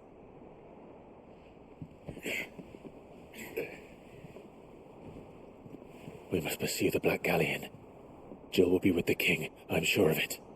Well, good luck catching him, because my ship's going nowhere. It's the Mithril engine. She's got a kick like a wild chocobo and a mind to tear the hull in half. But do you have an idea? Well, of course I do. My dad'll have seen this coming a league off. If I had his old writings... If you had his old writings, you'd be sitting under a fuckload of rubble. The ones Otto didn't save anyway. I suppose he might still have a few pages in his stores. We'll have to hope it's enough. Do what you can to ready the ship. I'll speak with Otto. In your condition, you really are mad. Perhaps. But the world really won't save itself.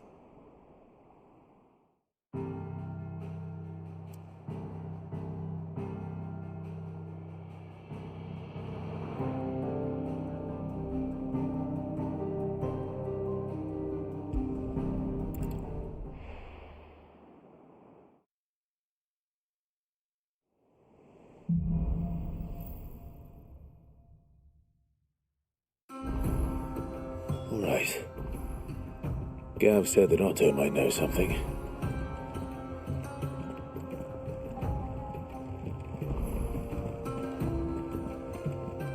Paul said it was an army of Akashi.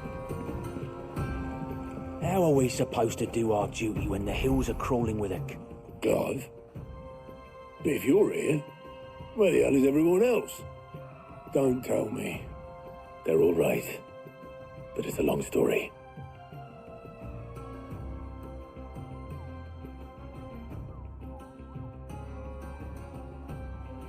You lot don't do things by halves, do you?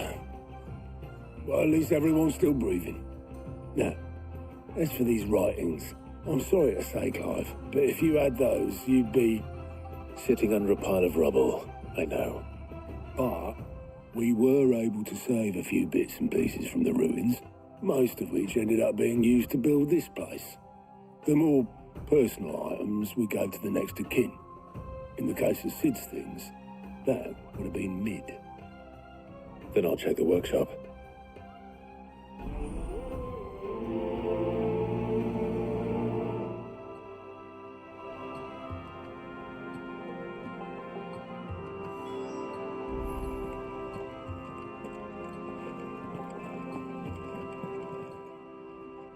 Oh, I wasn't expecting you back so soon.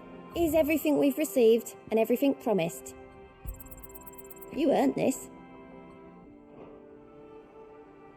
Best of luck out there, Sid.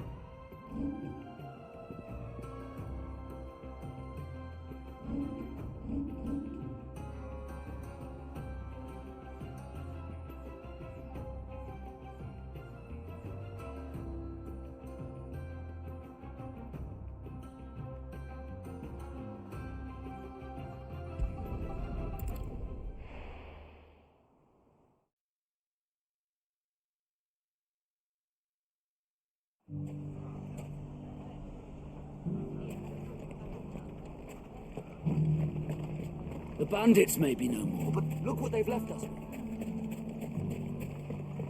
It shouldn't be too hard to find goods. The gentlemen of the town guard are strapped.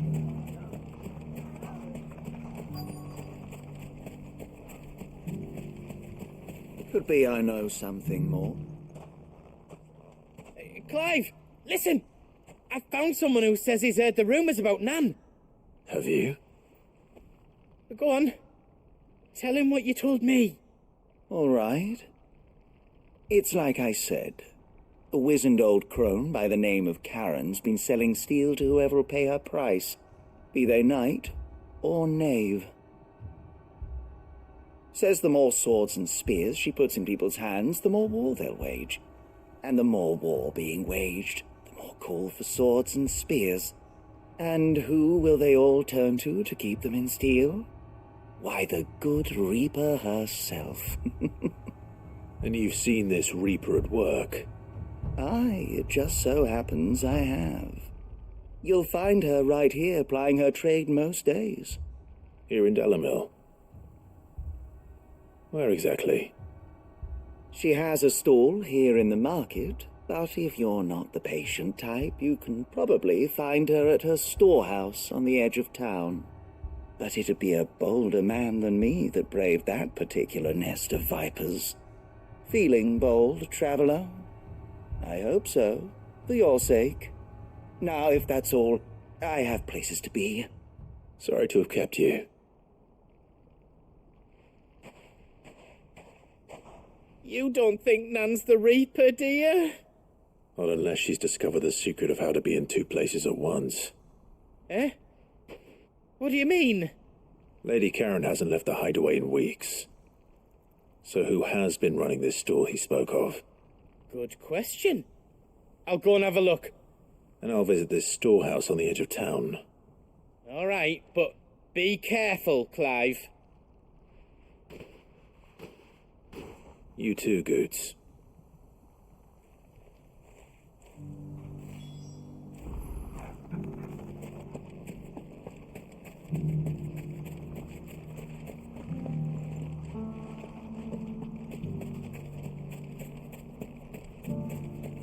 The finest shell swords in Storm couldn't hold it. Fuck! How the hell did they find it?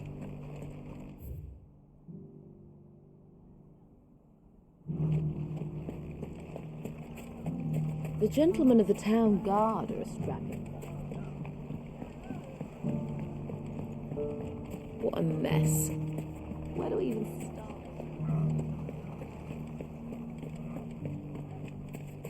You fought very bravely. The safety of the town is in our hands now.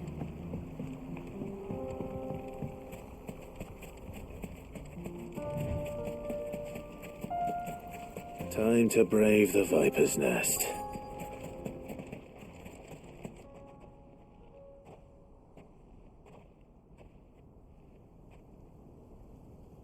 Just you, is it? Thought I might have laid it on a bit thick. It was a fairly unconvincing tale. So, what now? That's up to you. Die a slow death, or a quick one. Boys, he's all yours. But that sword is mine.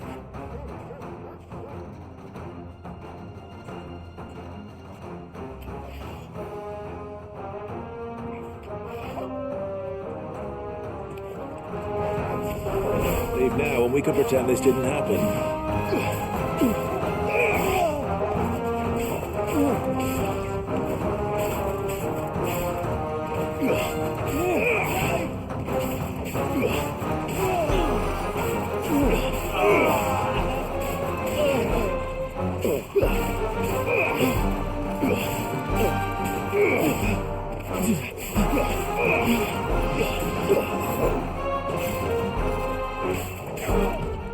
Nice try.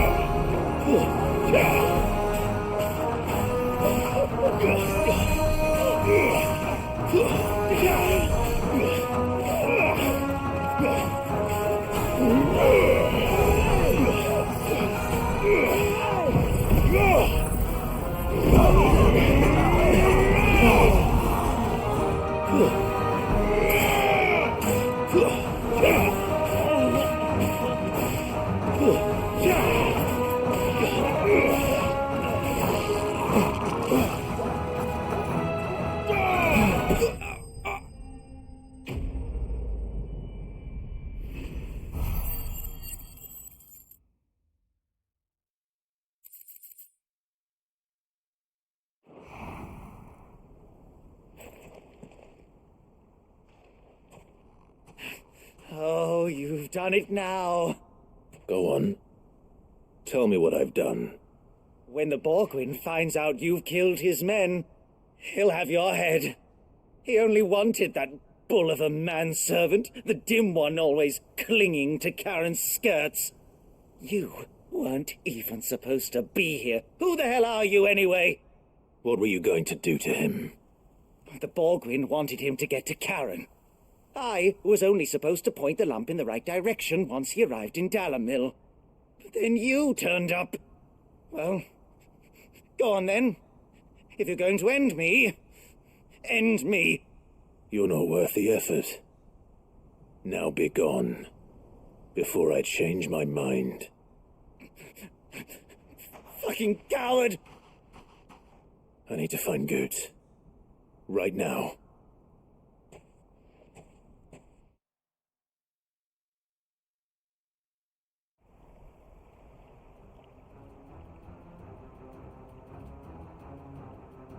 Get your filthy paws off me, you naughty-pated lout! Stop calling me names! And stop spreading them horrible lies about Nan! Well, that will be easy enough. For they are not lies. Every last word is true. And she must pay for her crimes in blood. Blood? Goose, are you all right? He's gonna kill Nan! He said she had to pay in blood! After what she did, it is only right. She ruined my life and the lives of countless others. That loathsome harpy's very existence is a crime, and I will not allow it to continue. Goots, was it? I have no quarrel with you. Only with your employer. Run along now. You need not pay for her sins. No. No? I don't care what she did. I won't let you hurt Nan. Promise me you won't hurt her, or I'll kill you myself! Goots, no. Enough, all of you! Karen. But how did you? You're a sight less clever than you think you are, the pair of you. Did you think I wouldn't notice the two of you slinking off together? Well, the whole thing got me thinking, who in Dalamil might bear me a grudge? And a certain snivelling shit I ran afoul of in my fairy years came to mind. Though it was just Bogan back then, wasn't it? I thought the years might have taught you some sense, but I see you're the same pants-pissing craven you've always been. What was it we called you? Wet legs? You bitch! Everything that happened, it was all your fault! And now you'll finally pay for what you did to me!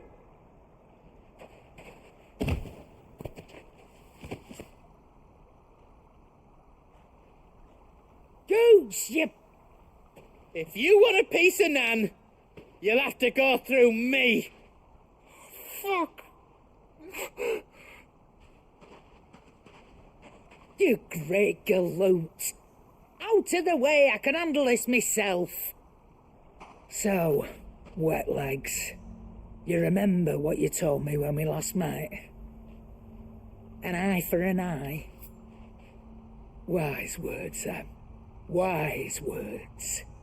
And now, it's time to collect.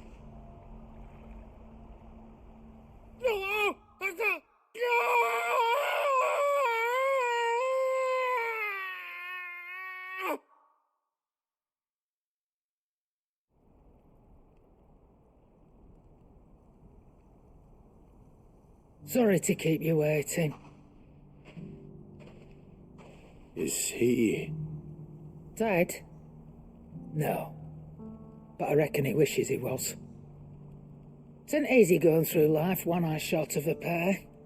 After all, I should know. You don't mean... Oh, don't tell me you didn't notice. Lost it to old Wet Legs back when we were working the same routes. Said I'd stolen from his strongbox. I'd done nothing of the sort, mind, but that didn't stop him taking his little revenge. So I took some of my own. Sorry, lost everything. His coin, his clients. Always knew he'd be back one day to claim his due. But he crossed a line dragging poor Goots into this. He didn't hurt you, did he? No, Nan. Still got all my arms, see? Legs too. But what if he comes back again? What if he does? First we take the other eye, then we work our way down. He'll learn his lesson soon enough. But something tells me the wet legs has learned it already. Right. Let's get you back to the hideaway. You've attracted quite enough attention already. Ta-ra, Clive. Remind me never to cross you, Karen.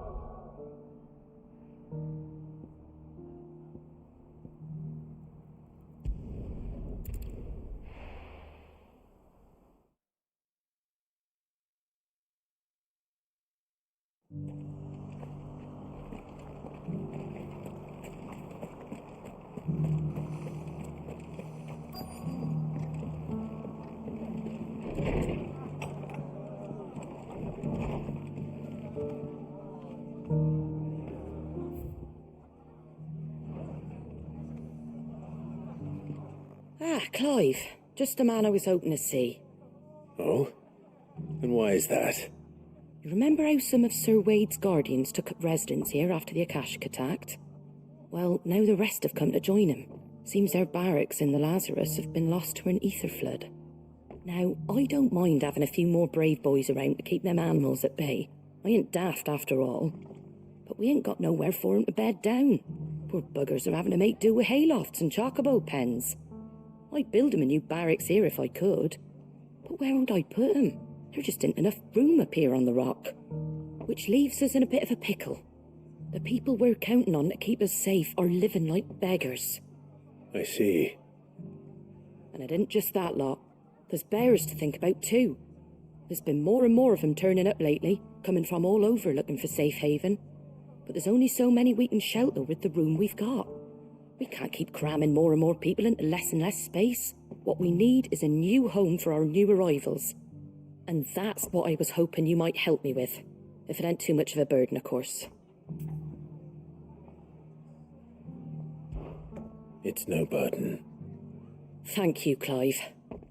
So, where were you thinking of making this new home? Well, I reckon we could do a lot worse than Eastpool. Eastpool. It's been a long time since I thought about that place. It was a tragedy, what happened. And if any of us could have done anything to stop it, we would have. But what's done is done. And those who lived there wouldn't have wanted the village they loved to be left in ruins. I suppose you're right. The blight might be pressing in, but I reckon it's got a good few years left in it yet. There's just one problem. A band of cutthroats have made it their den, and they don't seem like they'll be moving on in a hurry. Nasty bastards they are too. I've lost some good men to their raids. Would have sent someone to clear 'em out sooner if my boys didn't already have their hands full fending off the Akashic. But now we've got a few more guardians of the flame to call on. I reckon it's time we made our move. What do you say? Fancy leading a raiding party? I do. Eastpool was once home to people I loved. I won't have bandits sully those memories. I'll gladly drive them out of there. And I know the men will gladly follow you. I've already shared a few thoughts with Sir Wade about how we might be able to win the place back. And I dare say he's got some ideas of his own too. Why don't you go and talk to him? Of course.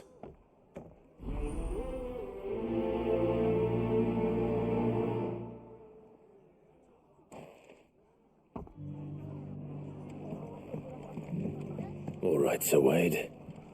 Let's hear your plan. My lord Marquis, is that you? It is you. Then you received my letter. I am Sebastian Rutherford, Chief Steward of your Lord Uncle's estate. Of course. We met once before. Yes, my lord. Thank you for coming. And what was so sensitive that you couldn't put it in writing? 1,000 apologies, my lord. I did not mean to offend. I merely... It's all right. Continue. I am here at Martha's Rest, at the behest of your Lord Uncle, tasked with learning what I am able of the realm's current state of affairs. And what I have learned is grim. The fall of the Mother Crystals has left Storm in a state of utter disarray. The subsequent darkening of the heavens has only made things worse. Akashic attacks, once unthinkable, are now commonplace. The gears of governance have ground to a halt, and without a steady hand on the tiller, the realm threatens to drift into utter chaos. Your Lord Uncle, however, believes there is a way to avoid this fate, and is determined to see it set in motion. That sounds like quite the undertaking. It is. Hence my having enlisted the aid of several colleagues serving the 7 high houses. Alas, I have lost contact with 2 of those colleagues already. They are both able-bodied and trained in the sword, yet in these dark times even that may not prove sufficient to keep a man safe on the road. So you want me to find them? I'll need to know where they went. One I sent to investigate the Republic, the other the old Imperial capital of Oriflamme. That doesn't exactly narrow it down. I suppose I'll start in Dalimil and work my way east. Thank you, my lord. I shall pray for your success and safety.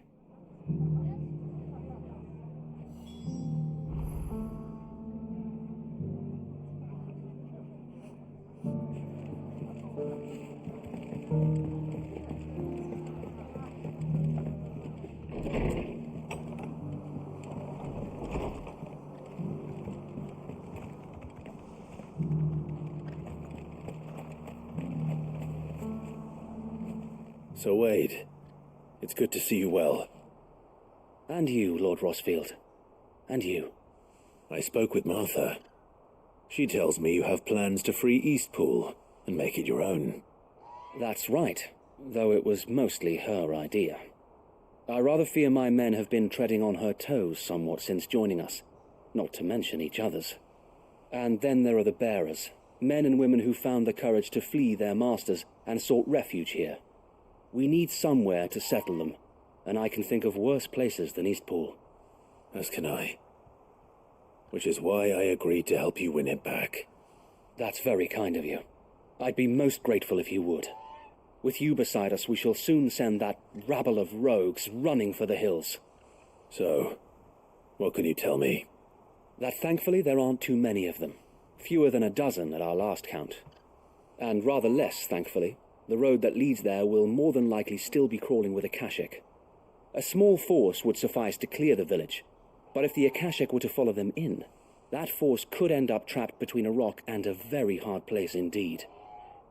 I'll head into Eastpool and deal with the bandits. You and the Guardians can stay outside the village and fend off any Akashic who come too close. Make sure I'm not taken unawares. I can't ask you to bear all that risk yourself, my lord. The Akashic are the bigger risk. I can handle a few bandits. Well, if you're sure, I shall summon my men at once. Shall I wait for you here? No need, my lord. You go on ahead. We'll be with you before long. All right. I'll meet you at Eastpool then. We shall see you there, and may victory await our coming.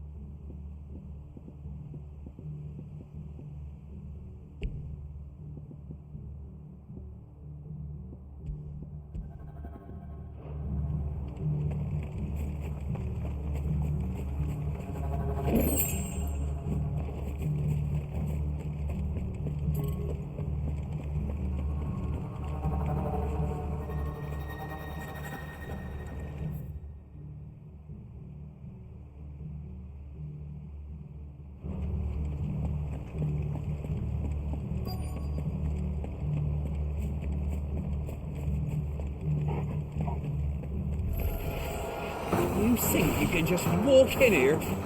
Philip!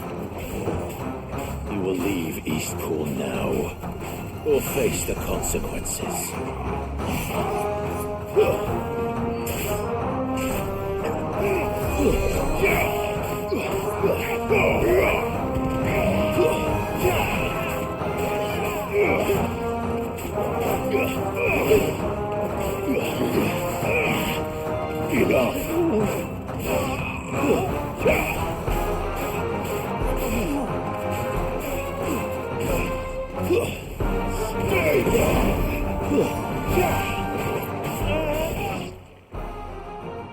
That's the end of that, then. Or maybe not. What's that thing doing here? Doesn't matter. It goes too. Nice try.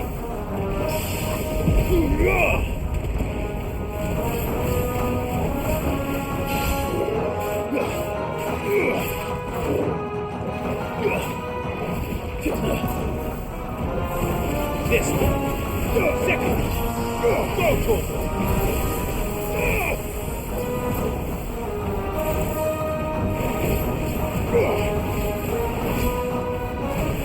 Too slow.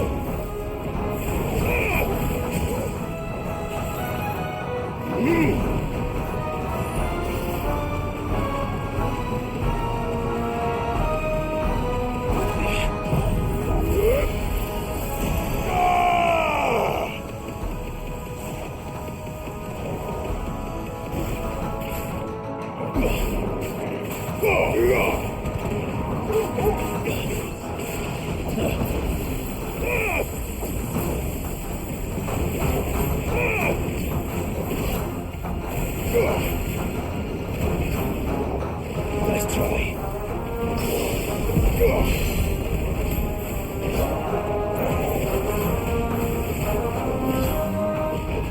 Too slow.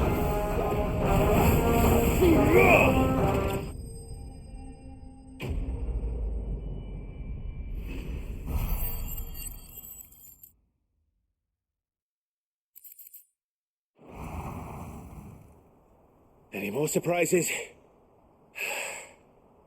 I'll take that as a no. Bravo. A magnificent display, my lord. You were watching. I thought you were keeping an eye out for a Kashik. We were. Put down more than a few on the road, then arrived just in time to see you slay that... whatever it was. Let's hope it was the last of its kind. Though I expect you and the Guardians will be up to the challenge should another appear. I would hope so, my lord. Your men will be bringing the bearers who'll be living here, I assume. It might be best to send word for them to come right away, before any other unsavory characters move in. Of course. I'll send orders for them to depart immediately. Leave it with me, my lord.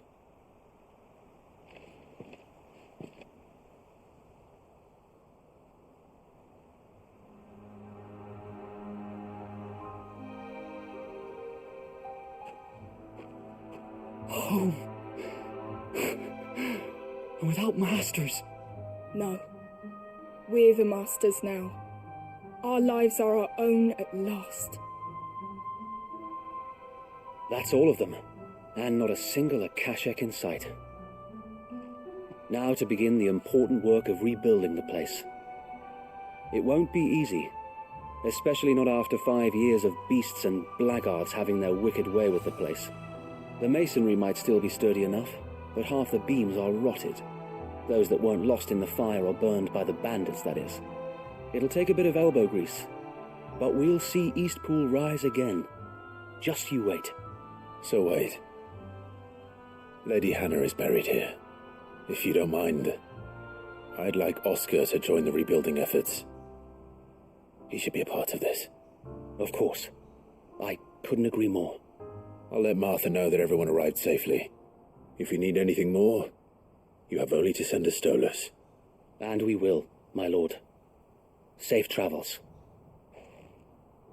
Eastpool is in safe hands. Time to go and tell Martha the good news.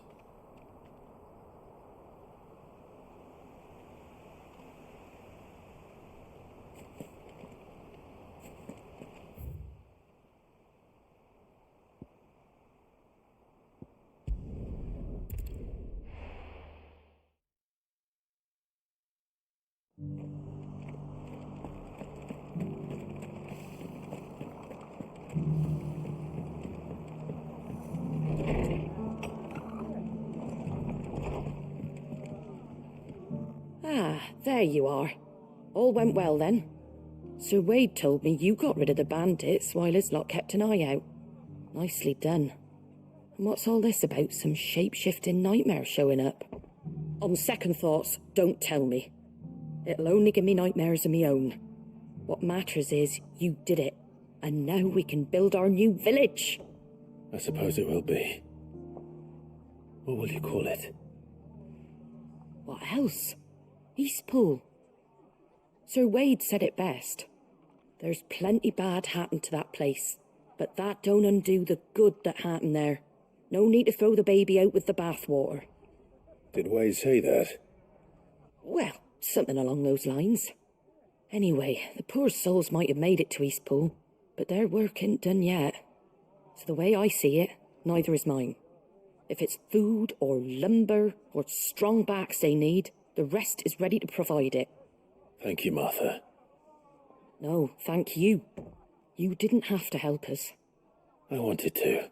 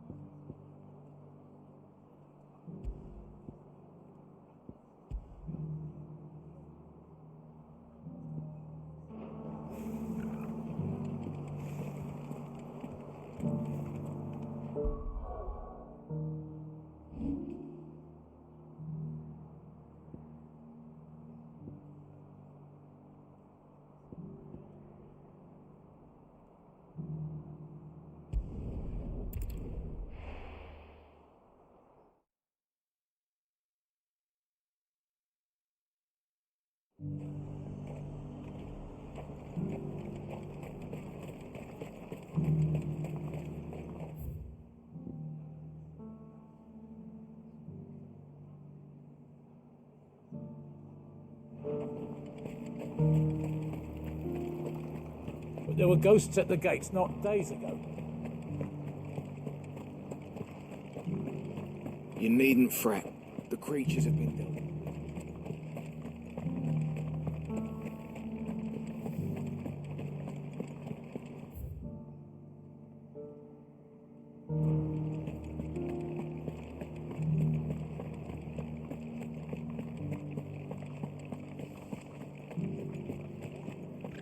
To the meadows, then.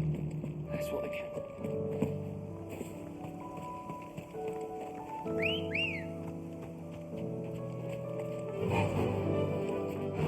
Run like the wind.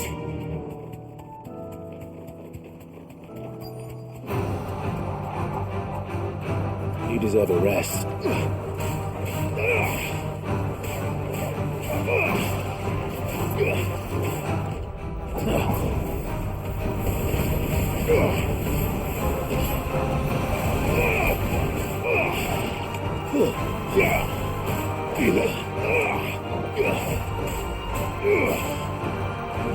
Socrates said I should be able to find what I'm looking for somewhere nearby.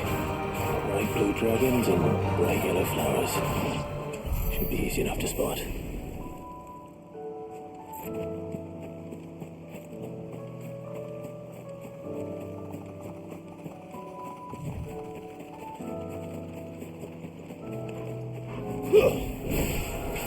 This must be our wyvern. All right, let's get this over with. Too slow.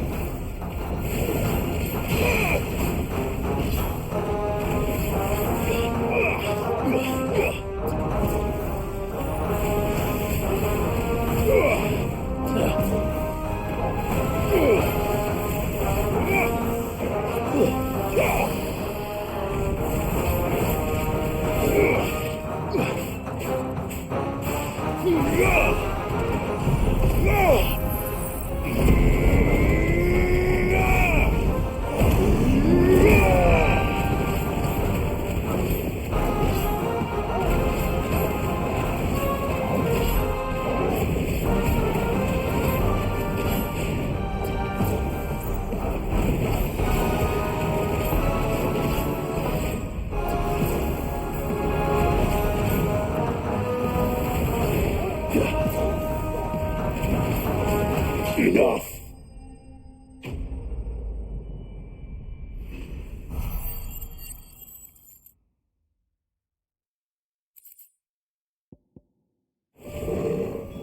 That's the wyvern's liver. Now I just need to find the herbs. Bright yellow with a heady scent.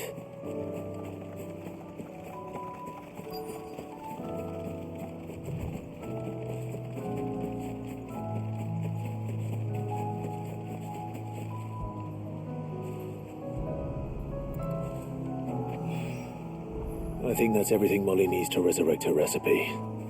Better head back.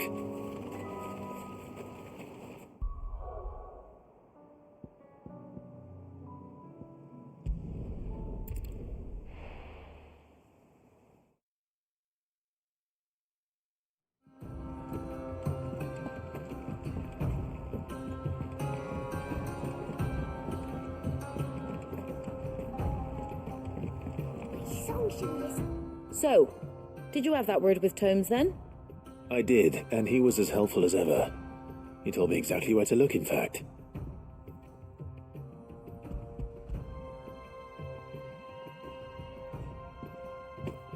And what precisely will I be cooking up? Or is it better not to know? Blueback wyvern liver. And, a herb known as Saint's Bonnet. Ah, wyvern livers, was it? Well, at least it weren't actual worms, I suppose. Now then, you stay right where you are. I've got some cooking to do. Let's hope these grand old chefs of yore knew what they were on about.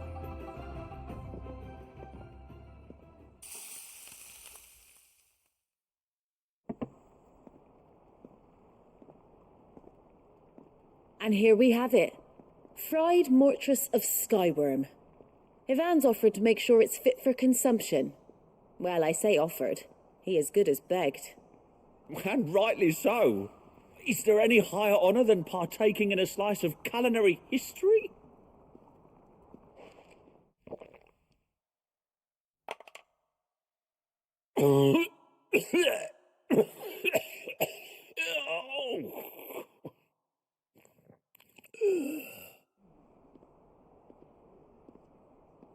So, not fit for consumption then? What witchery is this? The crackle of the crust gives way to an almost violent richness. Yet it is the piquant kiss of the saint's bonnet that tames this savage dish. It is a tour de force, a force of nature even, a maelstrom of flavour and sensation, a graceful beast emerging from centuries of slumber. I think he likes it. Well, I can't quite tell with all that nonsense he's talking, but I reckon you might be right. It was decent then, I take it. Decent? It's remarkable, and I defy any man to say a word to the contrary. Sid, might I suggest that you command a party of your finest men and women to procure a dozen blueback wyverns forthwith? I'll give it some thought.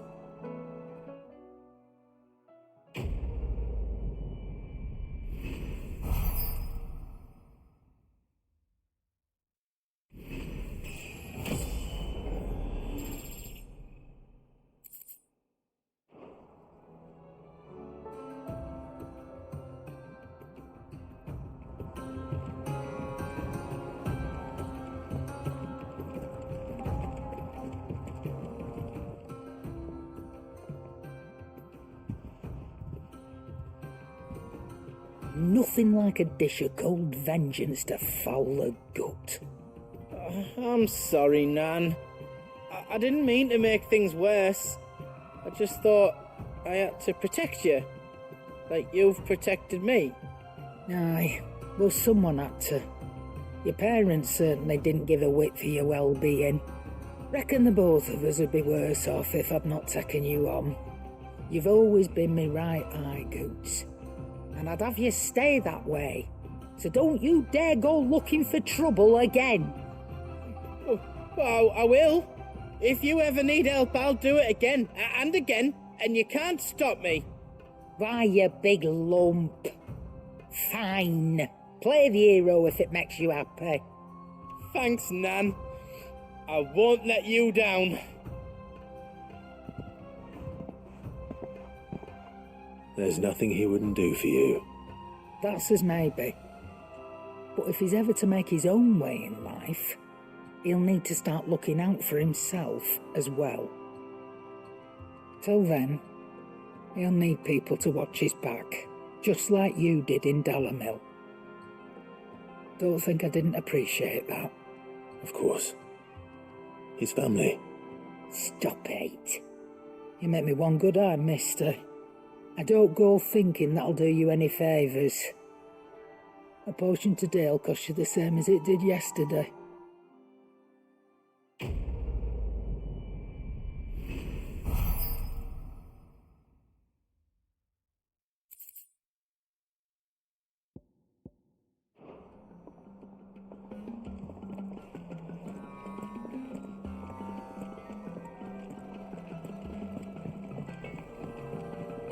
What do I owe the honour? What do you want?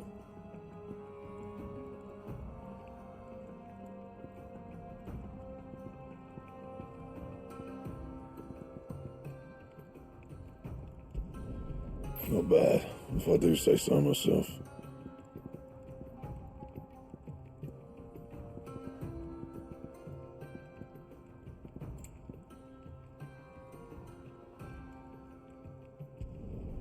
Should last you a good while. Not bad, if I do say so myself. Anything else?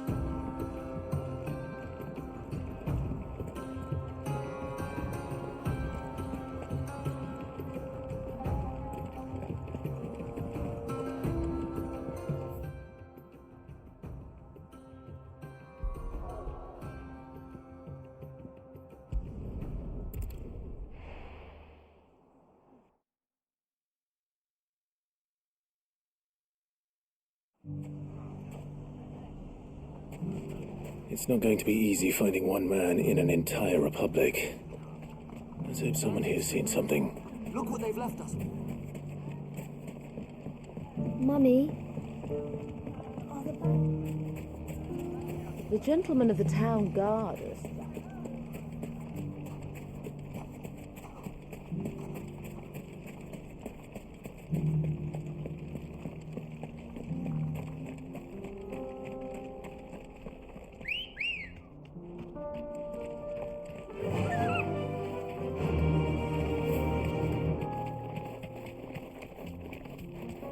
Someone's got himself in trouble.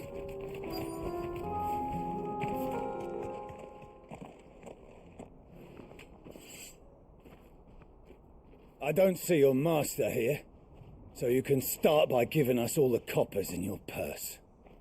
I already told you, I have nothing. Then maybe we'll take that pretty outfit and the steel you're wearing.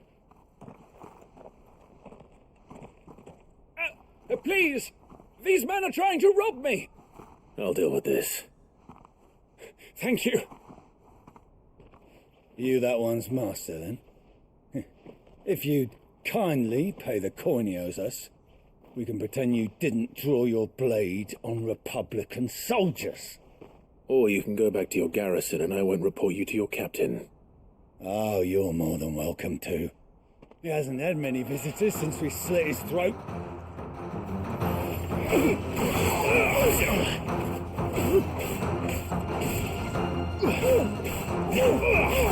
Too slow.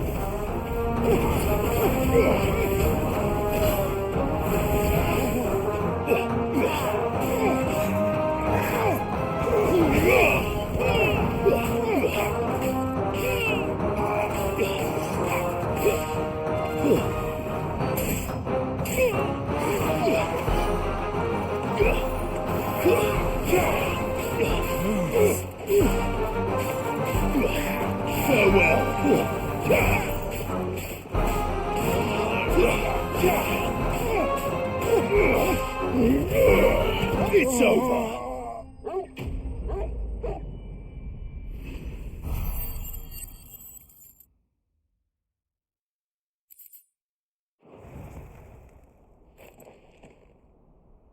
I'd expect as much from Hugo's faithful, but these were men of the fist. Much has changed in the Republican Army since they lost their rock. You've seen this kind of thing before, then? Many times. I was sent here to observe the situation. You're one of Rutherford's men. He sent me to look for you. Well, then you have my thanks. I fancy I could defend myself against one, perhaps two, but a whole regiment. I arrived in Dalimil several days ago, but when I called upon the captain of the local garrison to make inquiries, his men confiscated my effects and locked me in a cell. The captain is no more, and his men make the rules now. Fortunately, I was able to bribe my way free, only to be stopped again by those soldiers you so kindly dispatched. What of the Fist's Central Command? Surely they wouldn't allow such lawlessness amongst their ranks. I would imagine they are unaware of it.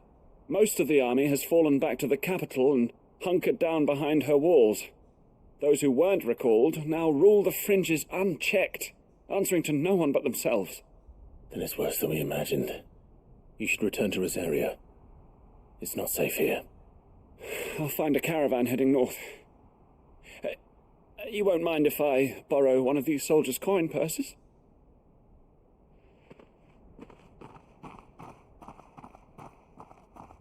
Not at all. Now, to find this second associate of Rutherford's. If he was bound for Oriflamme, I'll start at Northreach and see if I can pick up his trail.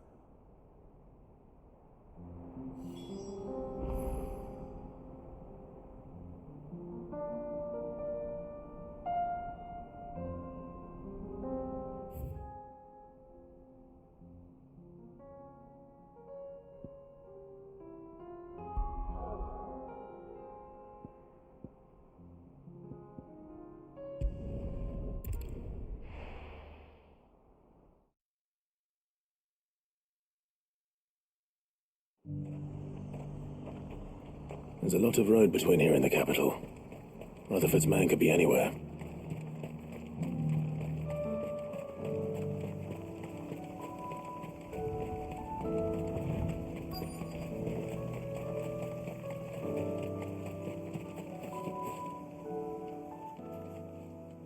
What happened here?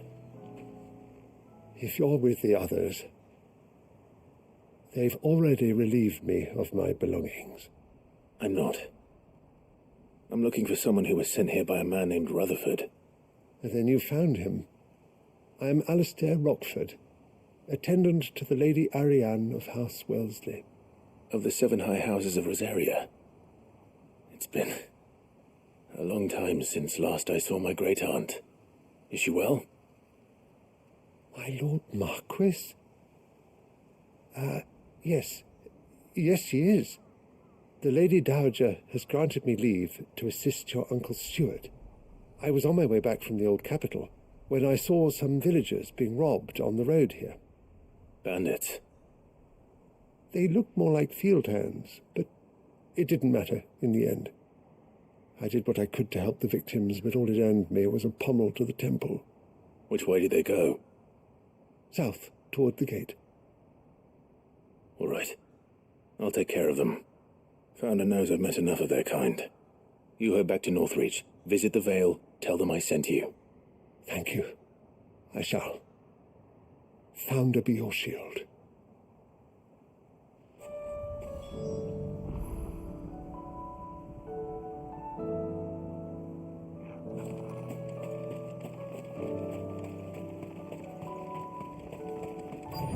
They just couldn't resist, could they?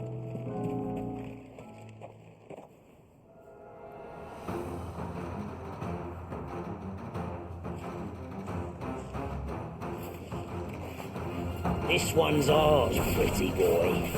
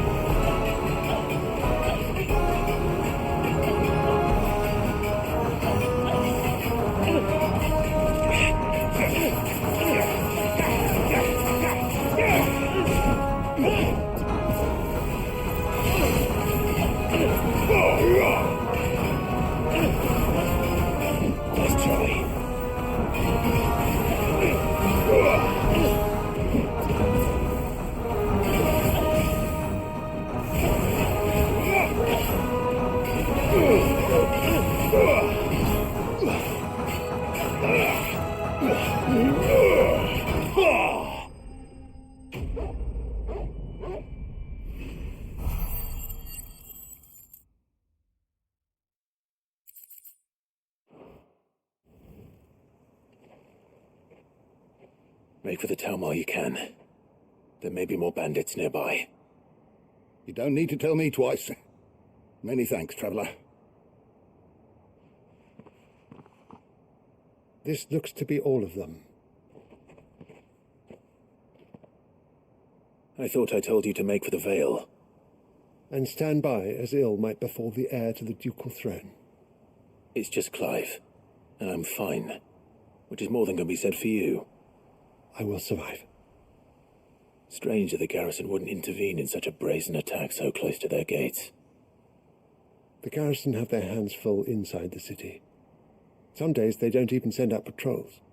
There are few hands left to work the fields, and even fewer to transport the grain. The market stalls are nearly bare, and the price for what remains is exorbitant. It's not uncommon to see a fight break out over a crust of bread. When I said the ones who attacked me didn't have the look of bandits, I meant it. They were probably just desperate. Rockford, listen to me. If you are to continue your investigation, you first need to seek the attention of a healer. Of course. I shall return to Northreach right away. But allow me to thank you first. Had you not happened along, Don't thank me. Thank Rutherford. It was he who sent me. I suppose he'll be wondering where I've got to. I shall send a Bistolus as soon as I'm able. Good day.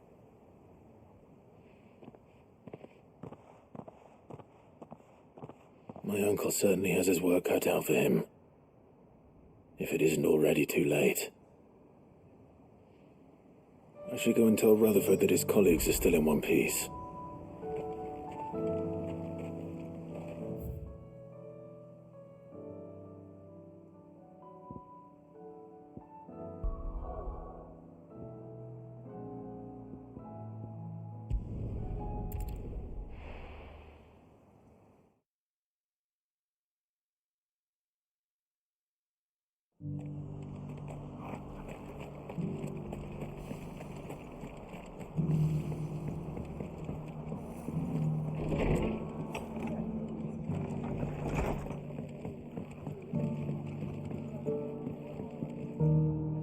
I see you're still here.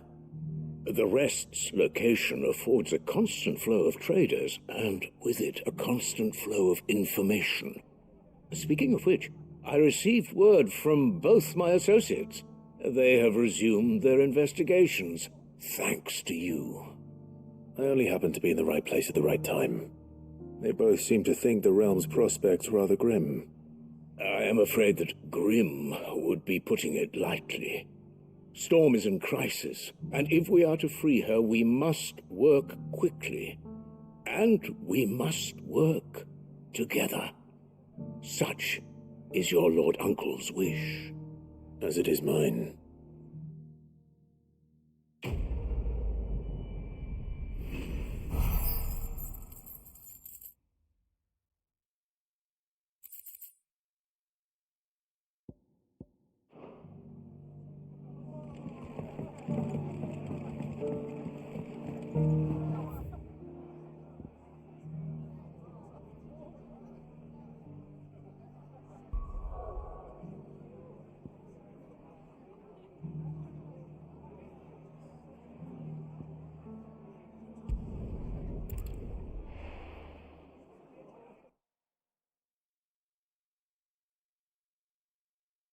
I'll be taking you all to a storehouse in the Bales. Leave anything you don't need behind.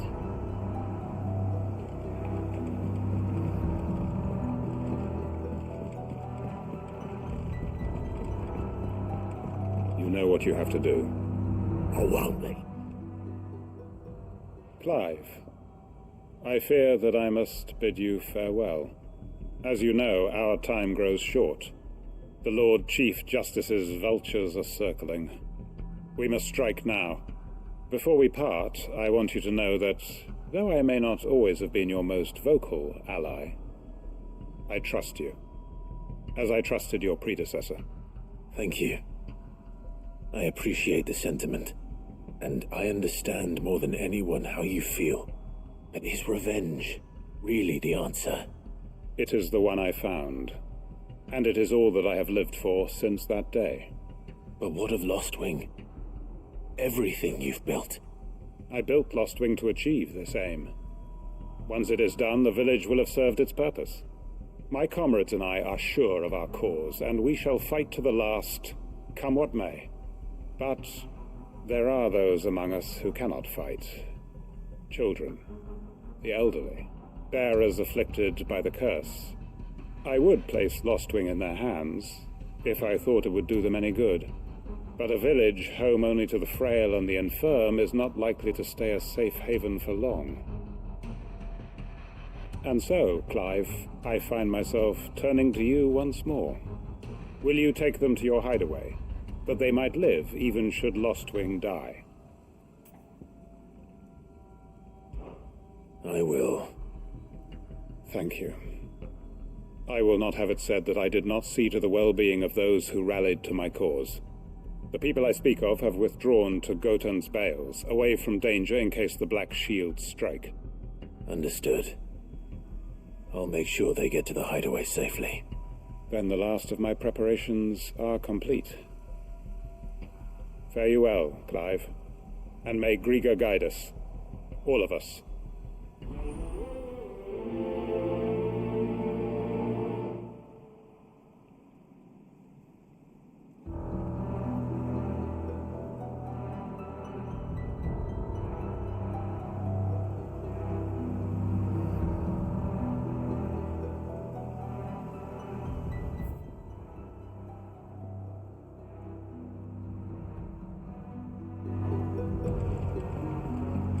To Gotan's Bales, then, and quickly, before anyone else finds them.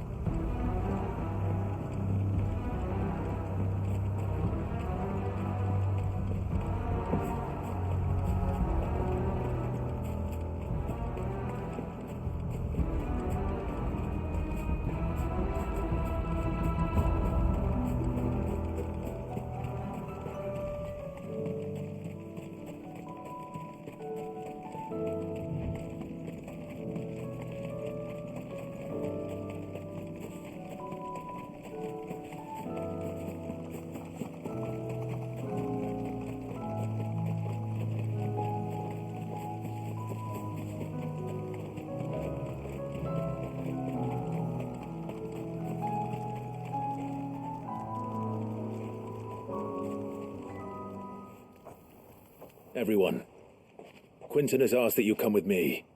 He can no longer guarantee your protection, but I can. There's a safe place I can take you to. If that's what the Master thinks best. Sid, none of us would be standing here today if it weren't for Master Quinton. We owe him our lives. So we ain't about to start telling him what he should do with his. If he's saying we ain't safe in Lostwing no more, it's 'cause he ain't coming back. And if that's what has to happen, then so be it. I only hope he can see this through to the end. That we get to see justice done. I hope so too. Oi! You lot! Where's everyone else? They ain't already left, have they? They've gone with Master Quinton. Fuck! Fuck! Fuck! What's wrong? I've just come from the Justice's Manor. We have to get Quinton to call off the attack. It ain't just the Black Shields protecting the place. He's got a guard dog and all. A fucking monster. They don't stand a chance against that thing. If I don't get the message to them, they're all gonna fucking die. No. We can't let this happen. Sid! Don't worry about us. You've got to catch up with him. We can't let Quinton die before that bastard does. All right. I'll do what I can. Where is this manor? It's way over to the east, through the woods. Heaven Hall, he calls it. Promise us, Sid. Promise us you'll do what you can.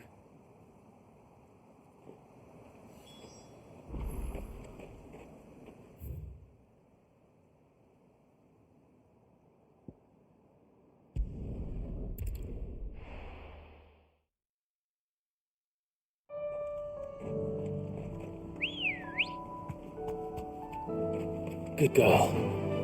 Faster!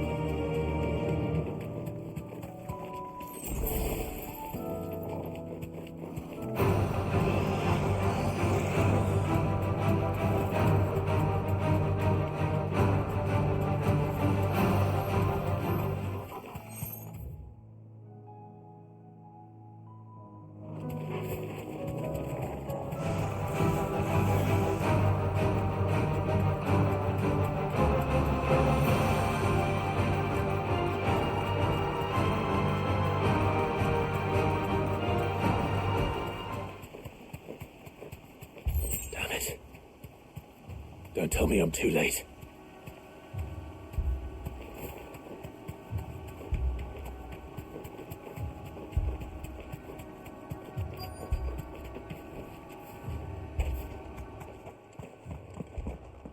Quentin, are you all right? No.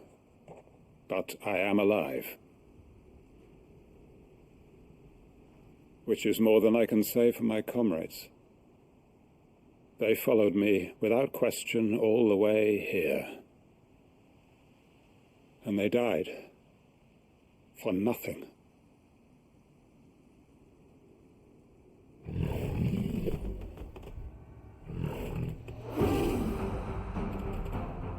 This must be the guard dog. Quentin. I'll hold it off. You go. But your comrades didn't die for nothing.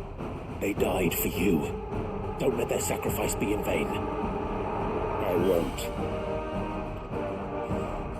Come on, then. You're no guard dog. You're just a rabid beast that needs to be put down. Let's try.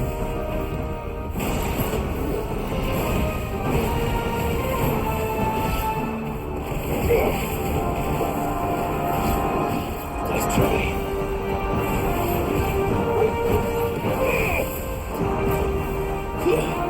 Torgal, kill!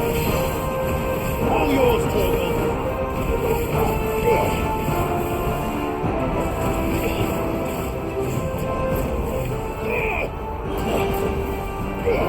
Torgal, kill!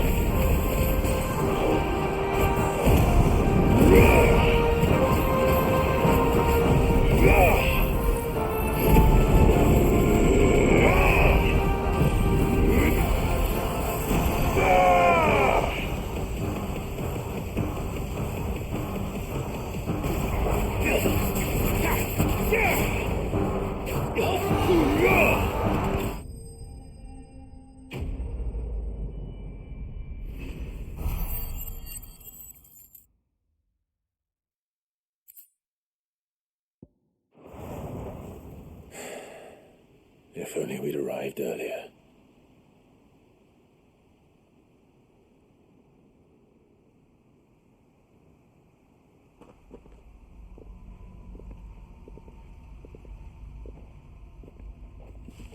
Is it over?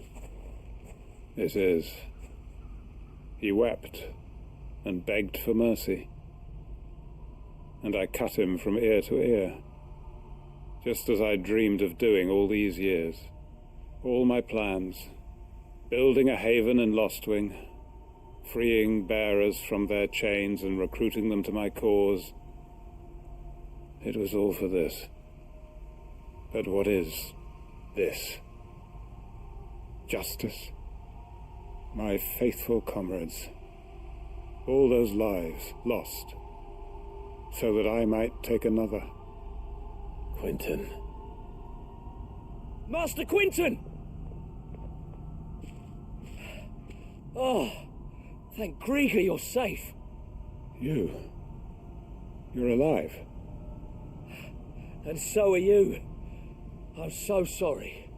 I tried to warn you about that thing. And I hate to say it, but there's more bad news. It's Lostwing. It's been flooded. What?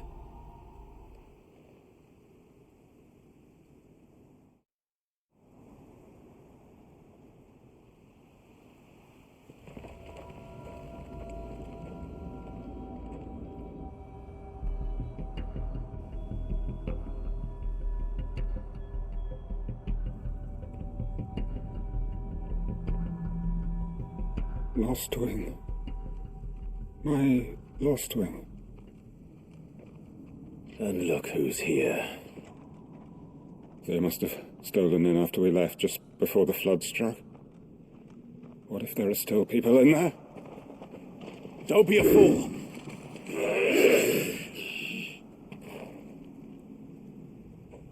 Damn it.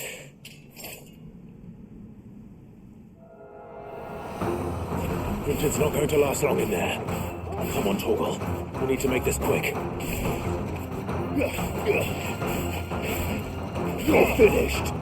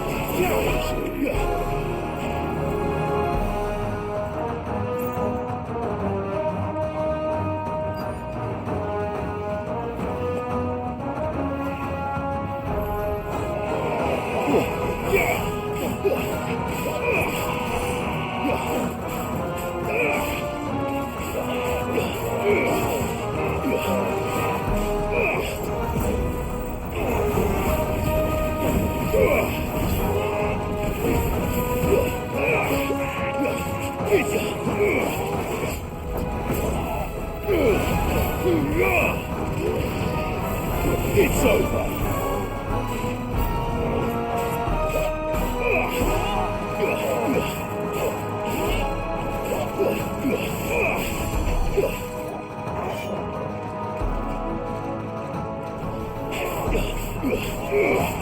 Quinton! Hold on. I'm gonna get you out of here. Nice try.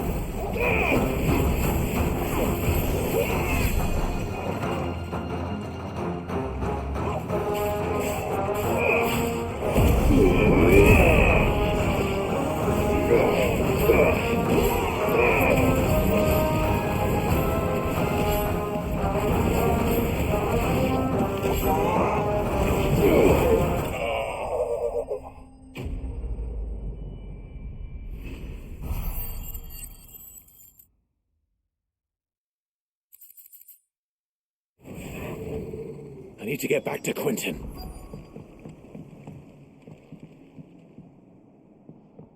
Quinton! Quinton! Look at me! Thank the Founder. He hasn't turned. I'm going to get you out of here.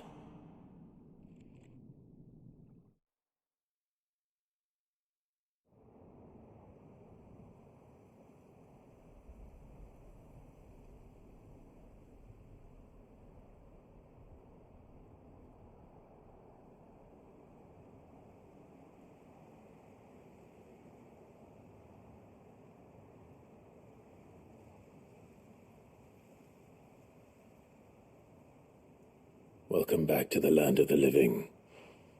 Is Lost Wing? The flood has filled the valley. I see. Then all is at an end. A strange way to achieve one's life's ambition. No, Master Quinton. Save your strength. Why?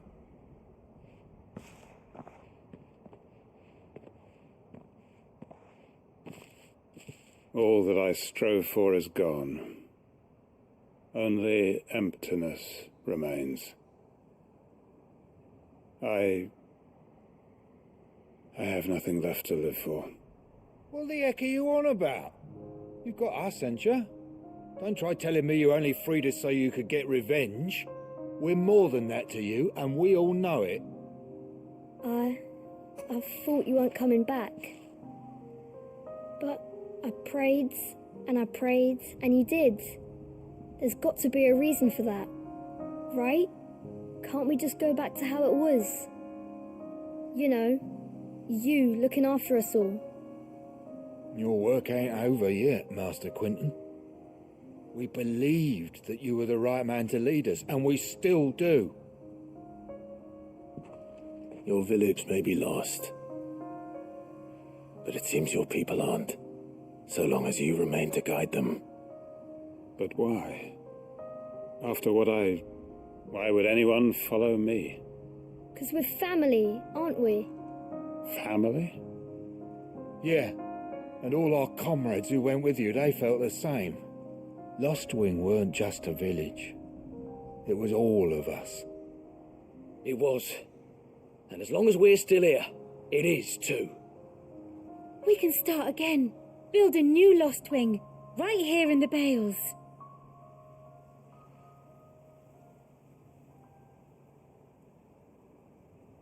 A fresh start. One life ends, and another begins. Why just a village? We could build towns. A nation, even. What's to stop us? That's the Master Quinton we know. Please, I am nobody's master. Quinton will suffice. After all, we are family.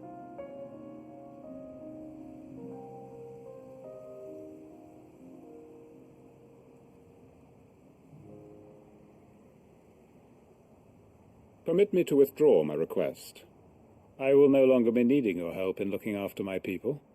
I'll pretend you never asked. But you must be rewarded for your efforts on our behalf. You saved my life twice over. And more besides. A bottle or two of your finest red will suffice. Of course. Nothing but the best. And I have a feeling that this year's vintage will be the finest yet. If you don't mind waiting, that is. I look forward to it.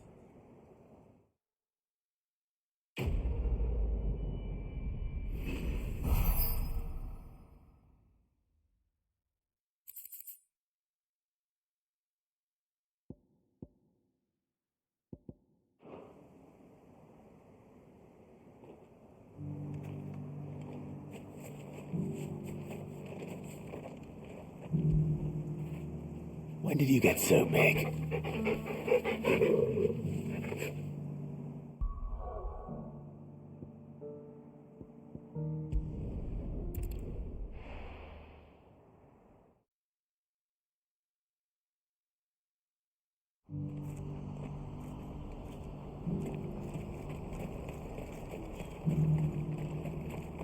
If we're going to do this, well... Clive, your timing is impeccable. It just so happens that right at this very moment, we're in need of someone with your talents. And what talents would those be? Why, your fearlessness, and your skill with a blade. I'm listening. Well, as I'm sure you're aware, when these dark skies swept over the Republic, so too did a wave of chaos and confusion. Randalar has been particularly badly affected. Many of the capital's bearers have lost their masters, or taken the opportunity to flee them. None remain free for long, of course. Most find themselves under the protection of the Fist before they get far. But the army too is in disarray, and finds itself unable to provide for its new charges, which means it has been looking to sell. And you've been looking to buy, to make sure these masterless bearers remain that way. Precisely. It's the perfect opportunity to free dozens more, and for an attractive price, no less. So where does my skill with a blade come in? Though we may have the funds to buy these bearers, we have nowhere to house them. So we've been searching for a place where they can be resettled. Somewhere far from the prying eyes of those who would see them enslaved once more. And we believe we have found one. Cashlock. A small hamlet hidden in a canyon. The place was abandoned a long time ago, but when the men moved out, the beasts moved in. And so we seek the aid of a fearless swordsman to encourage them to look elsewhere. You'll help, won't you? How could I refuse? Excellent. Theo, if you wouldn't mind making arrangements for the transportation of our guests, as we discussed. Of course. Leave everything with me. Sounds like you'll have your work cut out for you. I will. We have an entire village to stock and furnish. Residents and all. Even if I begin right now, I'll be working day and night. So I'd better get started. Try to clear the place out before the wagons roll in, won't you? I'll do my best. You will find a village in Chedra's Thread, past Lateney's Cleft. My man there will open the gate for you. All right. Wish me luck. I'm sure you won't need it.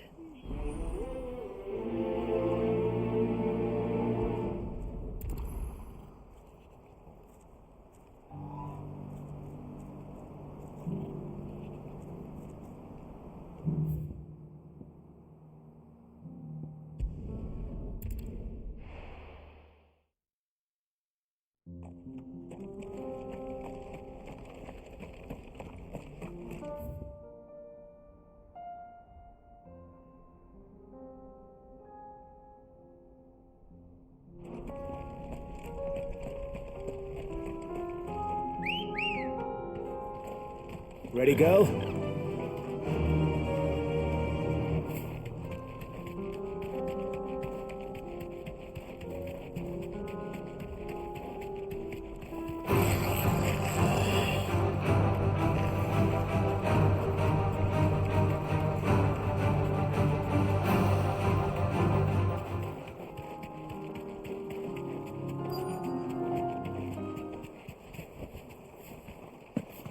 This must have been a nice place once, and it will be again.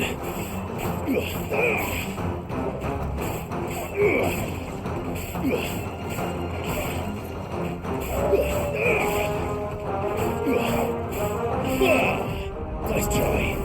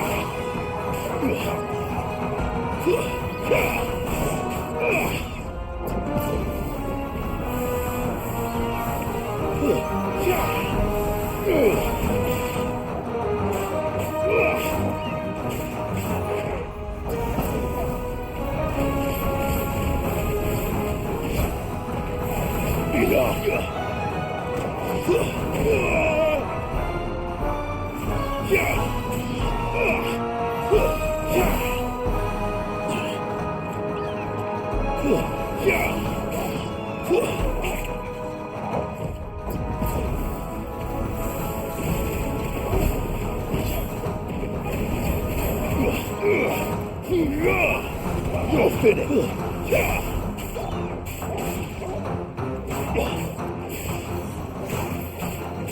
Enough.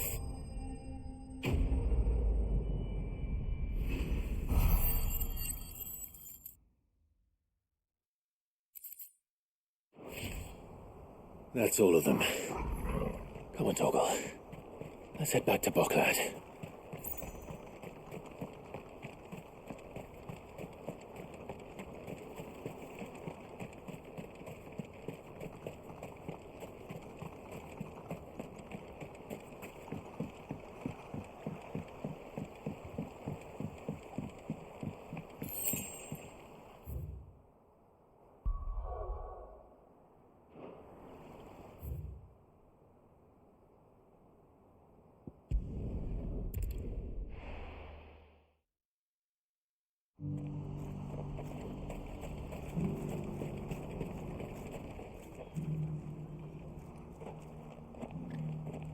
something the matter, Theodore? Quiet. Those are our terms. I trust that you will give them your full consideration. I shall. Thank you.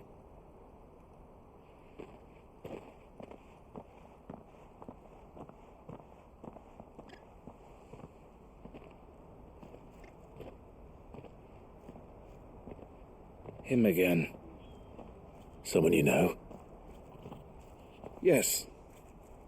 And, no. But enough about him. How did you fare down in Cashlock? It's done. The village is safe now. You made quick work of it, as always. I should go and let Eloise know. Don't let me keep you. But Clive, don't tell her I was watching her, will you? She'll only get upset. I'll explain everything once you've finished with your report. All right. We'll speak then.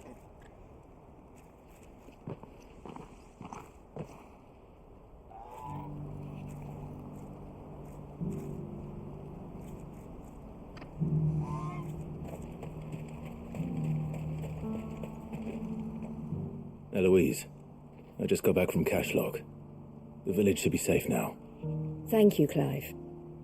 Here, something for your trouble. Well then, now that you have laid the groundwork for our little project, I suppose we'd better finish the job. The first thing we'll need to do is make sure our offer for the bearers is accepted. You're still in negotiations? We are. A trusted colleague has been dealing with the Fist on our behalf, but things have been trickier than we anticipated. I suppose it's to be expected. This is the army we're dealing with. Fighting's what they do. But we shall emerge victorious in the end. Well, if you need any help, you know where to find me. I'm not sure I do, but thank you all the same.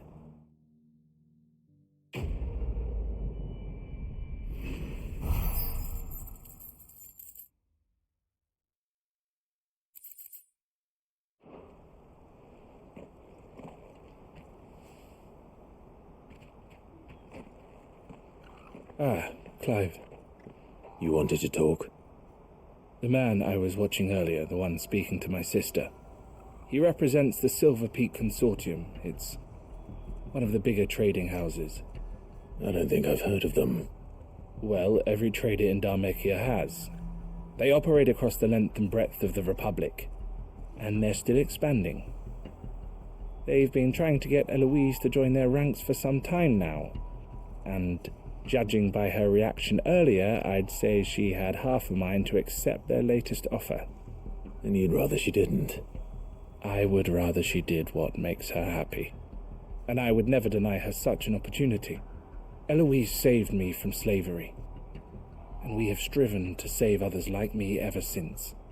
But this was not the life my sister wanted, nor the one she deserves.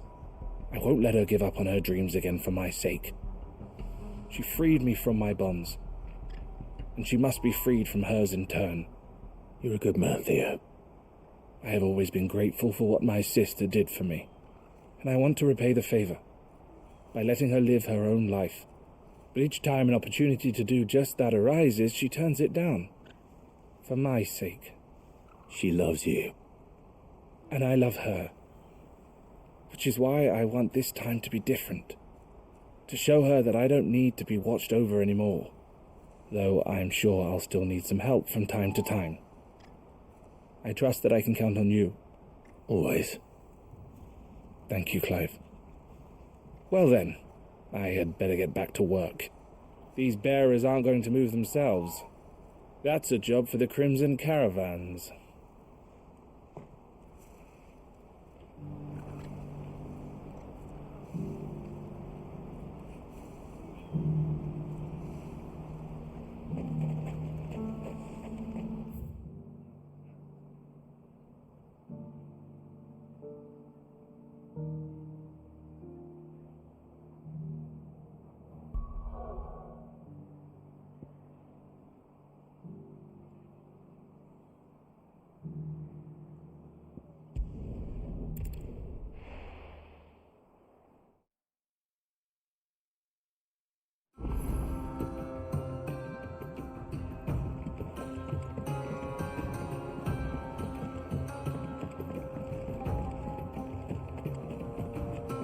If it's knowledge you seek, we've